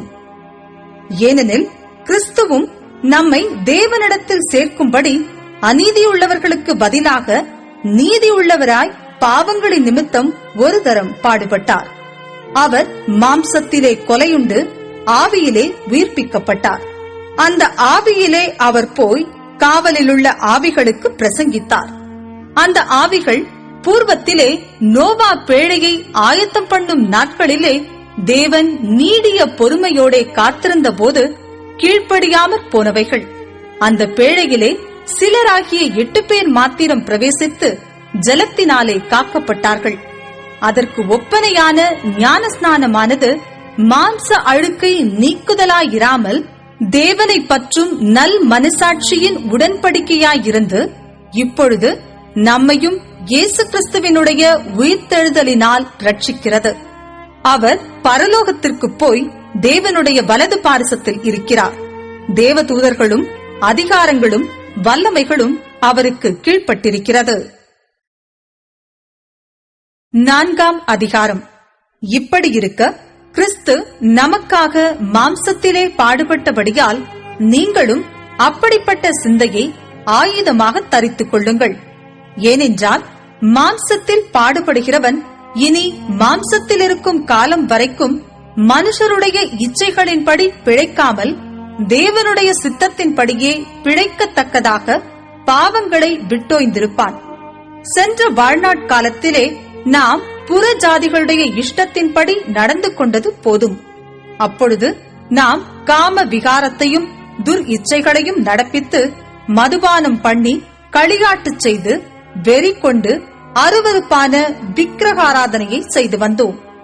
அந்த துன்மார்க்க உலகிலே அவர்களோட கூட நீங்கள் விழாமல் இருக்கிறதினாலே அவர்கள் ஆச்சரியப்பட்டு உங்களை தூஷிக்கிறார்கள். உயிரோடு இருக்கிறவர்களுக்கும் மரித்தோர்களுக்கும் நியாய தீர்ப்பு கொடுக்க ஆயத்தமாய் இருக்கிறவருக்கு அவர்கள் கணக்கொப்புவிப்பார்கள். இதற்காக மரித்தோரானவர்கள் மனுஷர் முன்பாக மாம்சத்திலே ஆக்கினைக்குள்ளாக்கப்பட்டிருந்தும் தேவன் முன்பாக ஆவியிலே பிழைக்கும்படியாக அவர்களுக்கும் சுவிசேஷம் அறிவிக்கப்பட்டது. எல்லாவற்றிற்கும் முடிவு சமீபமாயிற்று. ஆகையால் தெளிந்த புத்தியுள்ளவர்களாயிருந்து ஜெபம் பண்ணுவதற்கு ஜாக்கிரதை உள்ளவர்களாயிருங்கள். எல்லாவற்றிற்கும் மேலாக ஒருவரிலொருவர் ஊக்கமான அன்புள்ளவர்களாயிருங்கள். அன்பு திரளான பாவங்களை மூடும். முறுமுறுப்பில்லாமல் ஒருவரையொருவர் உபசரியுங்கள். அவனவன் பெற்ற வரத்தின்படியே நீங்கள் தேவனுடைய பற்பல கிருபையுள்ள ஈவுகளை பகிர்ந்து கொடுக்கும் நல்ல உக்கிரானக்காரர் போல ஒருவருக்கொருவர் உதவி செய்யுங்கள். ஒருவன் போதித்தால் தேவனுடைய வாக்கியங்களின்படி போதிக்க கடவன். ஒருவன் உதவி செய்தால் தேவன் தந்தருளும் பெலத்தின்படி செய்ய கடவன். எல்லாவற்றிலேயும் இயேசு கிறிஸ்து மூலமாய் தேவன் மகிமைப்படும்படியே செய்வீர்களாக. அவருக்கே மகிமையும் வல்லமையும் சதா காலங்களிலும் உண்டாயிருப்பதாக. ஆமன். பிரியமானவர்களே, உங்களை சோதிக்கும்படி உங்கள் நடுவில் பற்றி எரிகிற அக்கினியை குறித்து ஏதோ புதுமை என்று திகையாமல் கிறிஸ்துவின் மகிமை வெளிப்படும் போது நீங்கள் களி கூர்ந்து மகிழும்படியாக அவருடைய பாடுகளுக்கு நீங்கள் பங்காளிகளானதால் சந்தோஷப்படுங்கள். நீங்கள் கிறிஸ்துவின் நாமத்தின் நிமித்தம் நிந்திக்கப்பட்டால் பாக்கியவான்கள். ஏனென்றால் தேவனுடைய ஆவியாகிய மகிமையுள்ள ஆவியானவர் உங்கள் மேல் தங்கியிருக்கிறார். அவர்களாலே தூஷிக்கப்படுகிறார், உங்களாலே மகிமைப்படுகிறார். ஆதலால் உங்களில் ஒருவனும் கொலை பாதகனாயாவது திருடனாயாவது பொல்லாங்கு செய்தவனாயாவது அந்நிய காரியங்களில் தலையிட்டு கொண்டவனாயாவது பாடுபடுகிறவனாய் இருக்கக்கூடாது. ஒருவன் கிறிஸ்தவனாய் இருப்பதினால் பாடுபட்டால் வெட்கப்படாமல் இருந்து அதி நிமித்தம் தேவனை மகிமைப்படுத்த கடவன். நியாய தீர்ப்பு தேவனுடைய வீட்டிலே துவக்கும் காலமாயிருக்கிறது. முந்தி நம்மிடத்திலே அது துவக்கினால் தேவனுடைய சுவிசேஷத்திற்கு கீழ்ப்படியாதவர்களின் முடிவு என்னமாயிருக்கும்? நீதிமானே ரட்சிக்கப்படுவது அரிதானால் பக்தி இல்லாதவனும் பாவியும் எங்கே நிற்பான்? ஆகையால் தேவனுடைய சித்தத்தின்படி பாடு அனுபவிக்கிறவர்கள் நன்மை செய்கிறவர்களாய் தங்கள் ஆத்துமாக்களை உண்மையுள்ள சிருஷ்டிகர்த்தாவாகிய அவருக்கு ஒப்புக் கொடுக்க கடவர்கள். 5ஆம் அதிகாரம். உங்களிலுள்ள மூப்பருக்கு உடன் மூப்பனும் கிறிஸ்துவின் பாடுகளுக்கு சாட்சியும் இனி வெளிப்படும் மகிமைக்கு பங்காளியுமாயிருக்கிற நான் புத்தி சொல்லுகிறதென்னவென்றால், உங்களிடத்திலுள்ள தேவனுடைய மந்தையை நீங்கள் மேய்த்து கட்டாயமாய் அல்ல, மனப்பூர்வமாயும் அவலட்சணமான ஆதாயத்திற்காக அல்ல, உற்சாக மனதோடும் சுதந்திரத்தை இருமாப்பாய் ஆளுகிறவர்களாக அல்ல, மந்தைக்கு மாதிரிகளாகவும் கண்காணிப்பு செய்யுங்கள். அப்படி செய்தால் பிரதான மேய்ப்பர் வெளிப்படும் போது மகிமையுள்ள வாடாத கிரீடத்தை பெறுவீர்கள். அந்தபடி இளைஞரே, மூப்பருக்கு கீழ்ப்படியுங்கள். நீங்கள் எல்லாரும் ஒருவருக்கொருவர் கீழ்ப்படிந்து மனத்தாழ்மையை அணிந்து கொள்ளுங்கள். பெருமையுள்ளவர்களுக்கு தேவன் எதிர்த்து நிற்கிறார், தாழ்மையுள்ளவர்களுக்கோ கிருபை அளிக்கிறார். ஆகையால் ஏற்ற காலத்திலே தேவன் உங்களை உயர்த்தும் படிக்கு அவருடைய பலத்த கைக்குள் அடங்கியிருங்கள். அவர் உங்களை விசாரிக்கிறவரானபடியால் உங்கள் கவலைகளை எல்லாம் அவர் மேல் வைத்து விடுங்கள். தெளிந்த புத்தி உள்ளவர்களாயிருங்கள், விழித்திருங்கள். ஏனெனில் உங்கள் எதிராளியாகிய பிசாசானவன் கர்ஜிக்கிற சிங்கம் போல் எவனை விழுங்கலாமோ என்று வகை தேடி சுற்றித் திரிகிறான். விசுவாசத்தில் உறுதியாயிருந்து அவனுக்கு எதிர்த்து நில்லுங்கள். உலகத்திலுள்ள உங்கள் சகோதரரிடத்திலே அப்படிப்பட்ட பாடுகள் நிறைவேறி வருகிறதென்று அறிந்திருக்கிறீர்களே. கிறிஸ்து இயேசுவுக்குள் நம்மை தமது நித்திய மகிமைக்கு அழைத்தவராயிருக்கிற சகல கிருபையும் பொருந்திய தேவன் தாமே கொஞ்ச காலம் பாட அனுபவிக்கிற உங்களை சீர்படுத்தி ஸ்திரப்படுத்தி பலப்படுத்தி நிலைநிறுத்துவாராக. அவருக்கு மகிமையும் வல்லமையும் சதா காலங்களிலும் உண்டாயிருப்பதாக. ஆமென். உங்களுக்கு புத்தி சொல்லும்படிக்கும் நீங்கள் நிலை கொண்டு நிற்கிற கிருபை தேவனுடைய மெய்யான கிருபைதான் என்று சாட்சியிடும்படிக்கும் நான் சுருக்கமாய் உங்களுக்கு எழுதி எனக்கு தோன்றுகிறபடி உண்மையுள்ள சகோதரனாகிய சில்வானுவின் கையிலே கொடுத்து அனுப்பியிருக்கிறேன். உங்களுடனே கூட தெரிந்து கொள்ளப்பட்டிருக்கிற பாபிலோனிலுள்ள சபையும் என் குமாரனாகிய மார்க்கும் உங்களுக்கு வாழ்த்துதல் சொல்லுகிறார்கள். ஒருவரையொருவர் அன்பின் முத்தத்தோட வாழ்த்துதல் செய்யுங்கள். கிறிஸ்து இயேசுவுக்குள்ளான உங்கள் அனைவருக்கும் சமாதானம் உண்டாவதாக. ஆமென். அப்போஸ்தலனாகிய பேதுரு எழுதின பொதுவான 2ஆம் நிருபம். 1ஆம் அதிகாரம். நம்முடைய தேவனும் இரட்சகருமாயிருக்கிற இயேசு கிறிஸ்துவினுடைய நீதியால் எங்களைப் போல அருமையான விசுவாசத்தை பெற்றவர்களுக்கு இயேசு கிறிஸ்துவின் ஊழியக்காரனும் அப்போஸ்தலனுமாகிய சீமோன் பேதுரு எழுதுகிறதாவது, தேவனையும் நம்முடைய கர்த்தராகிய இயேசுவையும் அறிகிற அறிவினால் உங்களுக்கு கிருபையும் சமாதானமும் பெருக கடவது. தம்முடைய மகிமையினாலும் காருண்யத்தினாலும் நம்மை அழைத்தவரை அறிகிற அறிவினாலே ஜீவனுக்கும் தேவ பக்திக்கும் வேண்டிய யாவற்றையும் அவருடைய திவ்ய வல்லமையானது நமக்கு தந்தருளினதுமன்றி இச்சையினால் உலகத்தில் உண்டான கேட்டுக்கு தப்பி திவ்ய சுபாவத்துக்கு பங்குள்ளவர்களாகும் பொருட்டு மகா மேன்மையும் அருமையுமான வாக்கு தத்தங்களும் அவைகளினாலே நமக்கு அளிக்கப்பட்டிருக்கிறது. இப்படி இருக்க நீங்கள் அதிக ஜாக்கிரதையுள்ளவர்களாய் உங்கள் விசுவாசத்தோடே தைரியத்தையும் தைரியத்தோடே ஞானத்தையும் ஞானத்தோடே இச்சை அடக்கத்தையும் இச்சையடக்கத்தோடே பொறுமையையும், பொறுமையோடே தேவ பக்தியையும், தேவ பக்தியோடே சகோதர சிநேகத்தையும், சகோதர சிநேகத்தோடே அன்பையும் கூட்டி வழங்குங்கள். இவைகள் உங்களுக்கு உண்டாயிருந்து பெருகினால் உங்களை நம்முடைய கர்த்தராகிய இயேசு கிறிஸ்துவை அறிகிற அறிவிலே வீணரும் கனியற்றவர்களுமாயிருக்க ஒட்டாது. இவைகள் இல்லாதவன் எவனோ அவன் முன் செய்த பாவங்களற தான் சுத்திகரிக்கப்பட்டதை மறந்து கண் சொருகி போன குருடனாயிருக்கிறான். ஆகையால் சகோதரரே, உங்கள் அழைப்பையும் தெரிந்து கொள்ளுதலையும் உறுதியாக்கும்படி ஜாக்கிரதையாயிருங்கள். இவைகளைச் செய்தால் நீங்கள் ஒரு காலும் இடறி விடுவதில்லை. இவ்விதமாய் நம்முடைய கர்த்தரும் இரட்சகருமாகிய இயேசு கிறிஸ்துவினுடைய நித்திய ராஜ்யத்துக்குட்படும் பிரவேசம் உங்களுக்கு பரிபூரணமாய் அளிக்கப்படும். இது நிமித்தம் இவைகளை நீங்கள் அறிந்தும், நீங்கள் இப்பொழுது அறிந்திருக்கிற சத்தியத்தில் உறுதிப்பட்டிருந்தும் உங்களுக்கு இவைகளை எப்பொழுதும் நினைப்பூட்ட நான் அசதியாகிறேன். நம்முடைய கர்த்தராகிய இயேசு கிறிஸ்து எனக்கு அறிவித்தபடி நான் என் கூடாரத்தை விட்டு போவது சீக்கிரத்தில் நேரிடும் என்று அறிந்து இந்த கூடாரத்தில் நான் இருக்கும் அளவும் உங்களை நினைப்பூட்டி எழுப்பி விடுவது நியாயம் என்று எண்ணுகிறேன். மேலும் நான் சென்று போன பின்பு இவைகளை நீங்கள் எப்பொழுதும் நினைத்துக் கொள்ள ஏது உண்டாயிருக்கும்படி பிரயத்தனம் பண்ணுவேன். நாங்கள் தந்திரமான கட்டுக்கதைகளை பின்பற்றினவர்களாக அல்ல, அவருடைய மகத்துவத்தை கண்ணார கண்டவர்களாகவே நம்முடைய கர்த்தராகிய இயேசு கிறிஸ்துவின் வல்லமையையும் வருகையையும் உங்களுக்கு அறிவித்தோம். இவர் என்னுடைய நேசகுமாரன், இவரிடத்தில் பிரியமாயிருக்கிறேன் என்று சொல்லுகிற சத்தம் உன்னதமான மகிமையிலிருந்து அவருக்கு உண்டாகி, பிதாவாகிய தேவனால் அவர் கனத்தையும் மகிமையையும் பெற்றபோது அவரோடே கூட நாங்கள் பரிசுத்த பர்வதத்தில் இருக்கையில் வானத்திலிருந்து பிறந்த அந்த சத்தத்தை கேட்டோம். அதிக உறுதியான தீர்க்க தரிசன வசனமும் நமக்கு உண்டு.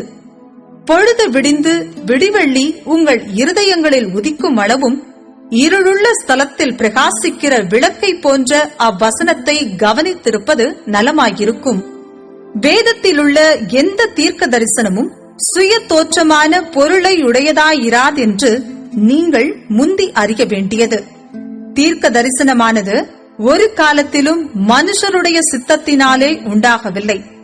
தேவனுடைய பரிசுத்த மனுஷர்கள் பரிசுத்த ஆவியினாலே ஏவப்பட்டு பேசினார்கள். 2ஆம் அதிகாரம். கள்ள தீர்க்கதரிசிகளும் ஜனங்களுக்குள்ளே இருந்தார்கள். அப்படியே உங்களுக்குள்ளும் கள்ள போதகர்கள் இருப்பார்கள். அவர்கள் கேட்டுக்கேதுவான வேத புரட்டுகளை தந்திரமாய் நுழைய பண்ணி தங்களை கிரயத்துக்கு கொண்ட ஆண்டவரை மறுதலித்து தங்களுக்கு தீவிரமான அழிவை வருவித்துக் கொள்ளுவார்கள். அவர்களுடைய கெட்ட நடக்கைகளை அநேகர் பின்பற்றுவார்கள். அவர்கள் நிமித்தம் சத்திய மார்க்கம் தூஷிக்கப்படும். பொருளாசை உடையவர்களாய் தந்திரமான வார்த்தைகளால் உங்களை தங்களுக்கு ஆதாயமாக வசப்படுத்திக் கொள்ளுவார்கள். பூர்வ காலம் முதல் அவர்களுக்கு விதிக்கப்பட்ட ஆக்கினை அயர்ந்திராது, அவர்களுடைய அழிவு உறங்காது. பாவம் செய்த தூதர்களை தேவன் தப்ப விடாமல் அந்தகார சங்கிலிகளினாலே கட்டி நரகத்திலே தள்ளி நியாய தீர்ப்புக்கு வைக்கப்பட்டவர்களாக ஒப்புக்கொடுத்து பூர்வ உலகத்தையும் தப்ப விடாமல் நீதியை பிரசங்கித்தவனாகிய நோவா முதலான 8 பேரை காப்பாற்றி அவபக்தி உள்ளவர்கள் நிறைந்த உலகத்தின் மேல் ஜல பிரளயத்தை வரப்பண்ணி சோதோம் கொமோரா என்னும் பட்டணங்களையும் சாம்பலாக்கி கவிழ்த்து போட்டு ஆக்கினைக்குள்ளாக தீர்த்து பிற்காலத்திலே அவபக்தியாய் நடப்பவர்களுக்கு அவைகளை திருஷ்டாந்தமாக வைத்து அக்கிரமக்காரருக்குள் வாசமாயிருக்கையில் அவர்களுடைய காம விகார நடக்கையால் வருத்தப்பட்டு நாள்தோறும் அவர்களுடைய அக்கிரம கிரியைகளை கண்டு கேட்டு நீதியுள்ள தன்னுடைய இருதயத்தில் பாதிக்கப்பட்ட நீதிமானாகிய லோத்தை அவர் ரட்சித்திருக்க, கர்த்தர் தேவ பக்தியுள்ளவர்களை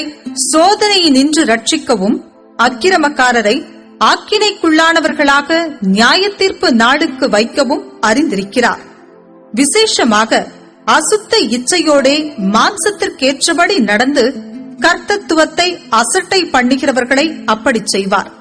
இவர்கள் துணிகரக்காரர், அகங்காரிகள், மகத்துவங்களை தூஷிக்க அஞ்சாதவர்கள், அதிக பலனையும் வல்லமையையும் உடைய தேவதூதர்கள் முதலாய் கர்த்தருக்கு முன்பாக அவர்களை தூஷணமாய் குற்றப்படுத்த மாட்டார்களே. இவர்களோ பிடிபட்டழிக்கப்படுவதற்கு உண்டான புத்தியற்ற மிருக ஜீவன்களைப் போல தங்களுக்கு தெரியாதவைகளை தூஷித்து தங்கள் கேட்டிலே கெட்டழிந்து அநீதத்தின் பலனை அடைவார்கள். இவர்கள் ஒரு நாள் வாழ்வை இன்பமென்றெண்ணி கரைகளும் லட்சிகளுமாயிருந்து உங்களோடே விருந்துண்கையில் தங்கள் வஞ்சனைகளில் உல்லாசமாய் வாழ்கிறவர்கள். விபச்சார மயக்கத்தால் நிறைந்தவைகளும் பாவத்தை விட்டோயாதவைகளுமாயிருக்கிற கண்களை உடையவர்கள், உறுதியில்லாத ஆத்துமாக்களை தந்திரமாய் பிடித்து பொருளாசைகளில் பழகின இருதயத்தையுடைய சாபத்தின் பிள்ளைகள், செம்மையான வழியை விட்டு தப்பி நடந்து பேயோரின் குமாரனாகிய பிலேயாமின் வழியை பின்பற்றி போனவர்கள். அவன் அநீதத்தின் கூலியை விரும்பி தன்னுடைய அக்கிரமத்தின் நிமித்தம் கடிந்து கொள்ளப்பட்டான். பேசாத மிருகம் மனுஷர் பேச்சை பேசி தீர்க்கதரிசியினுடைய மதிக்கேட்டை தடுத்தது. இவர்கள் தண்ணீர் இல்லாத கிணறுகளும் சுழல் காற்றினால் அடியுண்டோடுகிற மேகங்களுமாயிருக்கிறார்கள். என்றென்றைக்கும் உள்ள காரிருளே இவர்களுக்கு வைக்கப்பட்டிருக்கிறது. வஞ்சகமாய் நடக்கிறவர்களிடத்திலிருந்து அரிதாய் தப்பினவர்களிடத்தில் இவர்கள் அகந்தையான வீண் வார்த்தைகளை பேசி மாம்ச இச்சைகளினாலும் காம விகாரங்களினாலும் அவர்களை தந்திரமாய் பிடிக்கிறார்கள். தாங்களே கேட்டுக்கு அடிமைகளாயிருந்தும் அவர்களுக்கு சுயாதீனத்தை வாக்குத்தத்தம் பண்ணுகிறார்கள். எதினால் ஒருவன் ஜெயிக்கப்பட்டிருக்கிறானோ அதற்கு அவன் அடிமைப்பட்டிருக்கிறானே. கர்த்தரும் இரட்சகருமாயிருக்கிற இயேசு கிறிஸ்துவை அறிகிற அறிவினாலே உலகத்தின் அசுத்தங்களுக்கு தப்பினவர்கள் மறுபடியும் அவைகளில் சிக்கிக் கொண்டு ஜெயிக்கப்பட்டால் அவர்களுடைய பின்னிலைமை முன்னிலைமையிலும் கேடுள்ளதாயிருக்கும். அவர்கள் நீதியின் மார்க்கத்தை அறிந்த பின்பு தங்களுக்கு ஒப்புவிக்கப்பட்ட பரிசுத்த கற்பனையை விட்டு விலகுவதை பார்க்கிலும் அதை அறியாதிருந்தார்களானால் அவர்களுக்கு நலமாயிருக்கும். நாய் தான் கக்கினதை தின்னவும் கழுவப்பட்ட பன்றி சேற்றிலே புரளவும் திரும்பினது என்று சொல்லப்பட்ட மெய்யான பழமொழியின்படியே அவர்களுக்கு சம்பவித்தது. 3ஆம் அதிகாரம். பிரியமானவர்களே, இந்த 2ஆம் நிருபத்தை இப்பொழுது உங்களுக்கு எழுதுகிறேன். பரிசுத்த தீர்க்கதரிசிகளால் முன் சொல்லப்பட்ட வார்த்தைகளையும் இரட்சகராயிருக்கிற கர்த்தருடைய அப்போஸ்தலராகிய எங்களுடைய கட்டளைகளையும் நீங்கள் நினைவு கூறும்படி இந்த நிருபங்களினால் உங்கள் உண்மையான மனதை நினைப்பூட்டி எழுப்புகிறேன். முதலாவது நீங்கள் அறிய வேண்டியது என்னவெனில், கடைசி நாட்களில் பரியாசக்காரர் வந்து தங்கள் சுய இச்சைகளின்படியே நடந்து அவர் வருவார் என்று சொல்லுகிற வாக்குத்தத்தம் எங்கே? பிதாக்கள் நித்திரை அடைந்த பின்பு சகலமும் சிருஷ்டிப்பின் தோற்றம் முதல் இருந்த விதமாய் இருக்கிறதே என்று சொல்லுவார்கள். பூர்வ காலத்தில் தேவனுடைய வார்த்தையினாலே வானங்களும் ஜலத்தினின்று தோன்றி ஜலத்தினாலே நிலை கொண்டிருக்கிற பூமியும் உண்டாயினவென்பதையும், அப்பொழுது இருந்த உலகம் ஜல பிரளயத்தினாலே அழிந்ததென்பதையும் மனதார அறியாமலிருக்கிறார்கள். இப்பொழுது இருக்கிற வானங்களும் பூமியும் அந்த வார்த்தையினாலேயே அக்கினிக்கு இரையாக வைக்கப்பட்டு தேவ பக்தி இல்லாதவர்கள் நியாயம் தீர்க்கப்பட்டு அழிந்து போகும் நாள் வரைக்கும் காக்கப்பட்டிருக்கிறது. பிரியமானவர்களே, கர்த்தருக்கு ஒரு நாள் 1000 வருஷம் போலவும் 1000 வருஷம் ஒரு நாள் போலவும் இருக்கிறதென்கிற இந்த ஒரு காரியத்தை நீங்கள் அறியாதிருக்க வேண்டாம். தாமதிக்கிறார் என்று சிலர் எண்ணுகிறபடி கர்த்தர் தமது வாக்குத்தத்தத்தை குறித்து தாமதமாயிராமல் ஒருவரும் கெட்டுப் போகாமல் எல்லாரும் மனம் திரும்ப வேண்டும் என்று விரும்பி நம்மேல் நீடிய பொறுமையுள்ளவராயிருக்கிறார். கர்த்தருடைய நாள் இரவிலே திருடன் வருகிற விதமாய் வரும். அப்பொழுது வானங்கள் மடமட என்று அகன்று போம், பூதங்கள் வெந்து உருகிப்போம், பூமியும் அதிலுள்ள கிரியைகளும் எரிந்து அழிந்து போம். இப்படி இவைகளெல்லாம் அழிந்து போகிறதாயிருக்கிறபடியால் நீங்கள் எப்படிப்பட்ட பரிசுத்த நடக்கையும் தேவ பக்தியும் உள்ளவர்களாய் இருக்க வேண்டும். தேவனுடைய நாள் சீக்கிரமாய் வரும்படிக்கு மிகுந்த ஆவலோடே காத்திருங்கள். அந்த நாளில் வானங்கள் வெந்து அழிந்து பூதங்கள் எரிந்து உருகிப்போம். அவருடைய வாக்குத்தத்தத்தின்படியே நீதி வாசமாயிருக்கும் புதிய வானங்களும் புதிய பூமியும் உண்டாகும் என்று காத்திருக்கிறோம். ஆகையால் பிரியமானவர்களே, இவைகள் வர காத்திருக்கிற நீங்கள் கரையற்றவர்களும் பிழையில்லாதவர்களுமாய் சமாதானத்தோடே அவர் சன்னதியில் காணப்படும்படி ஜாக்கிரதையாயிருங்கள். மேலும் நம்முடைய கர்த்தரின் நீடிய பொறுமையை இரட்சிப்பென்று எண்ணுங்கள். நமக்கு பிரியமான சகோதரனாகிய பவுலும் தனக்கு அருளப்பட்ட ஞானத்தினாலே இப்படியே உங்களுக்கு எழுதியிருக்கிறான். எல்லா நிருபங்களிலும் இவைகளை குறித்து பேசியிருக்கிறான். அவன் சொன்னவைகளில் சில காரியங்கள் அறிகிறதற்கு அரிதாயிருக்கிறது. கல்லாதவர்களும் உறுதி இல்லாதவர்களும் மற்ற வேத வாக்கியங்களை புரட்டுகிறது போல தங்களுக்கு கேடுவரத்தக்கதாக இவைகளையும் புரட்டுகிறார்கள். ஆதலால் பிரியமானவர்களே, இவைகளை முன்னமே நீங்கள் அறிந்திருக்கிறபடியால் அக்கிரமக்காரருடைய வஞ்சகத்திலே நீங்கள் இழுப்புண்டு உங்கள் உறுதியிலிருந்து விலகி விழுந்து போகாதபடிக்கு எச்சரிக்கையாயிருந்து நம்முடைய கர்த்தரும் இரட்சகருமாகிய இயேசு கிறிஸ்துவின் கிருபையிலும் அவரை அறிகிற அறிவிலும் வளருங்கள். அவருக்கு இப்பொழுதும் என்றென்றைக்கும் மகிமை உண்டாவதாக. ஆமென்.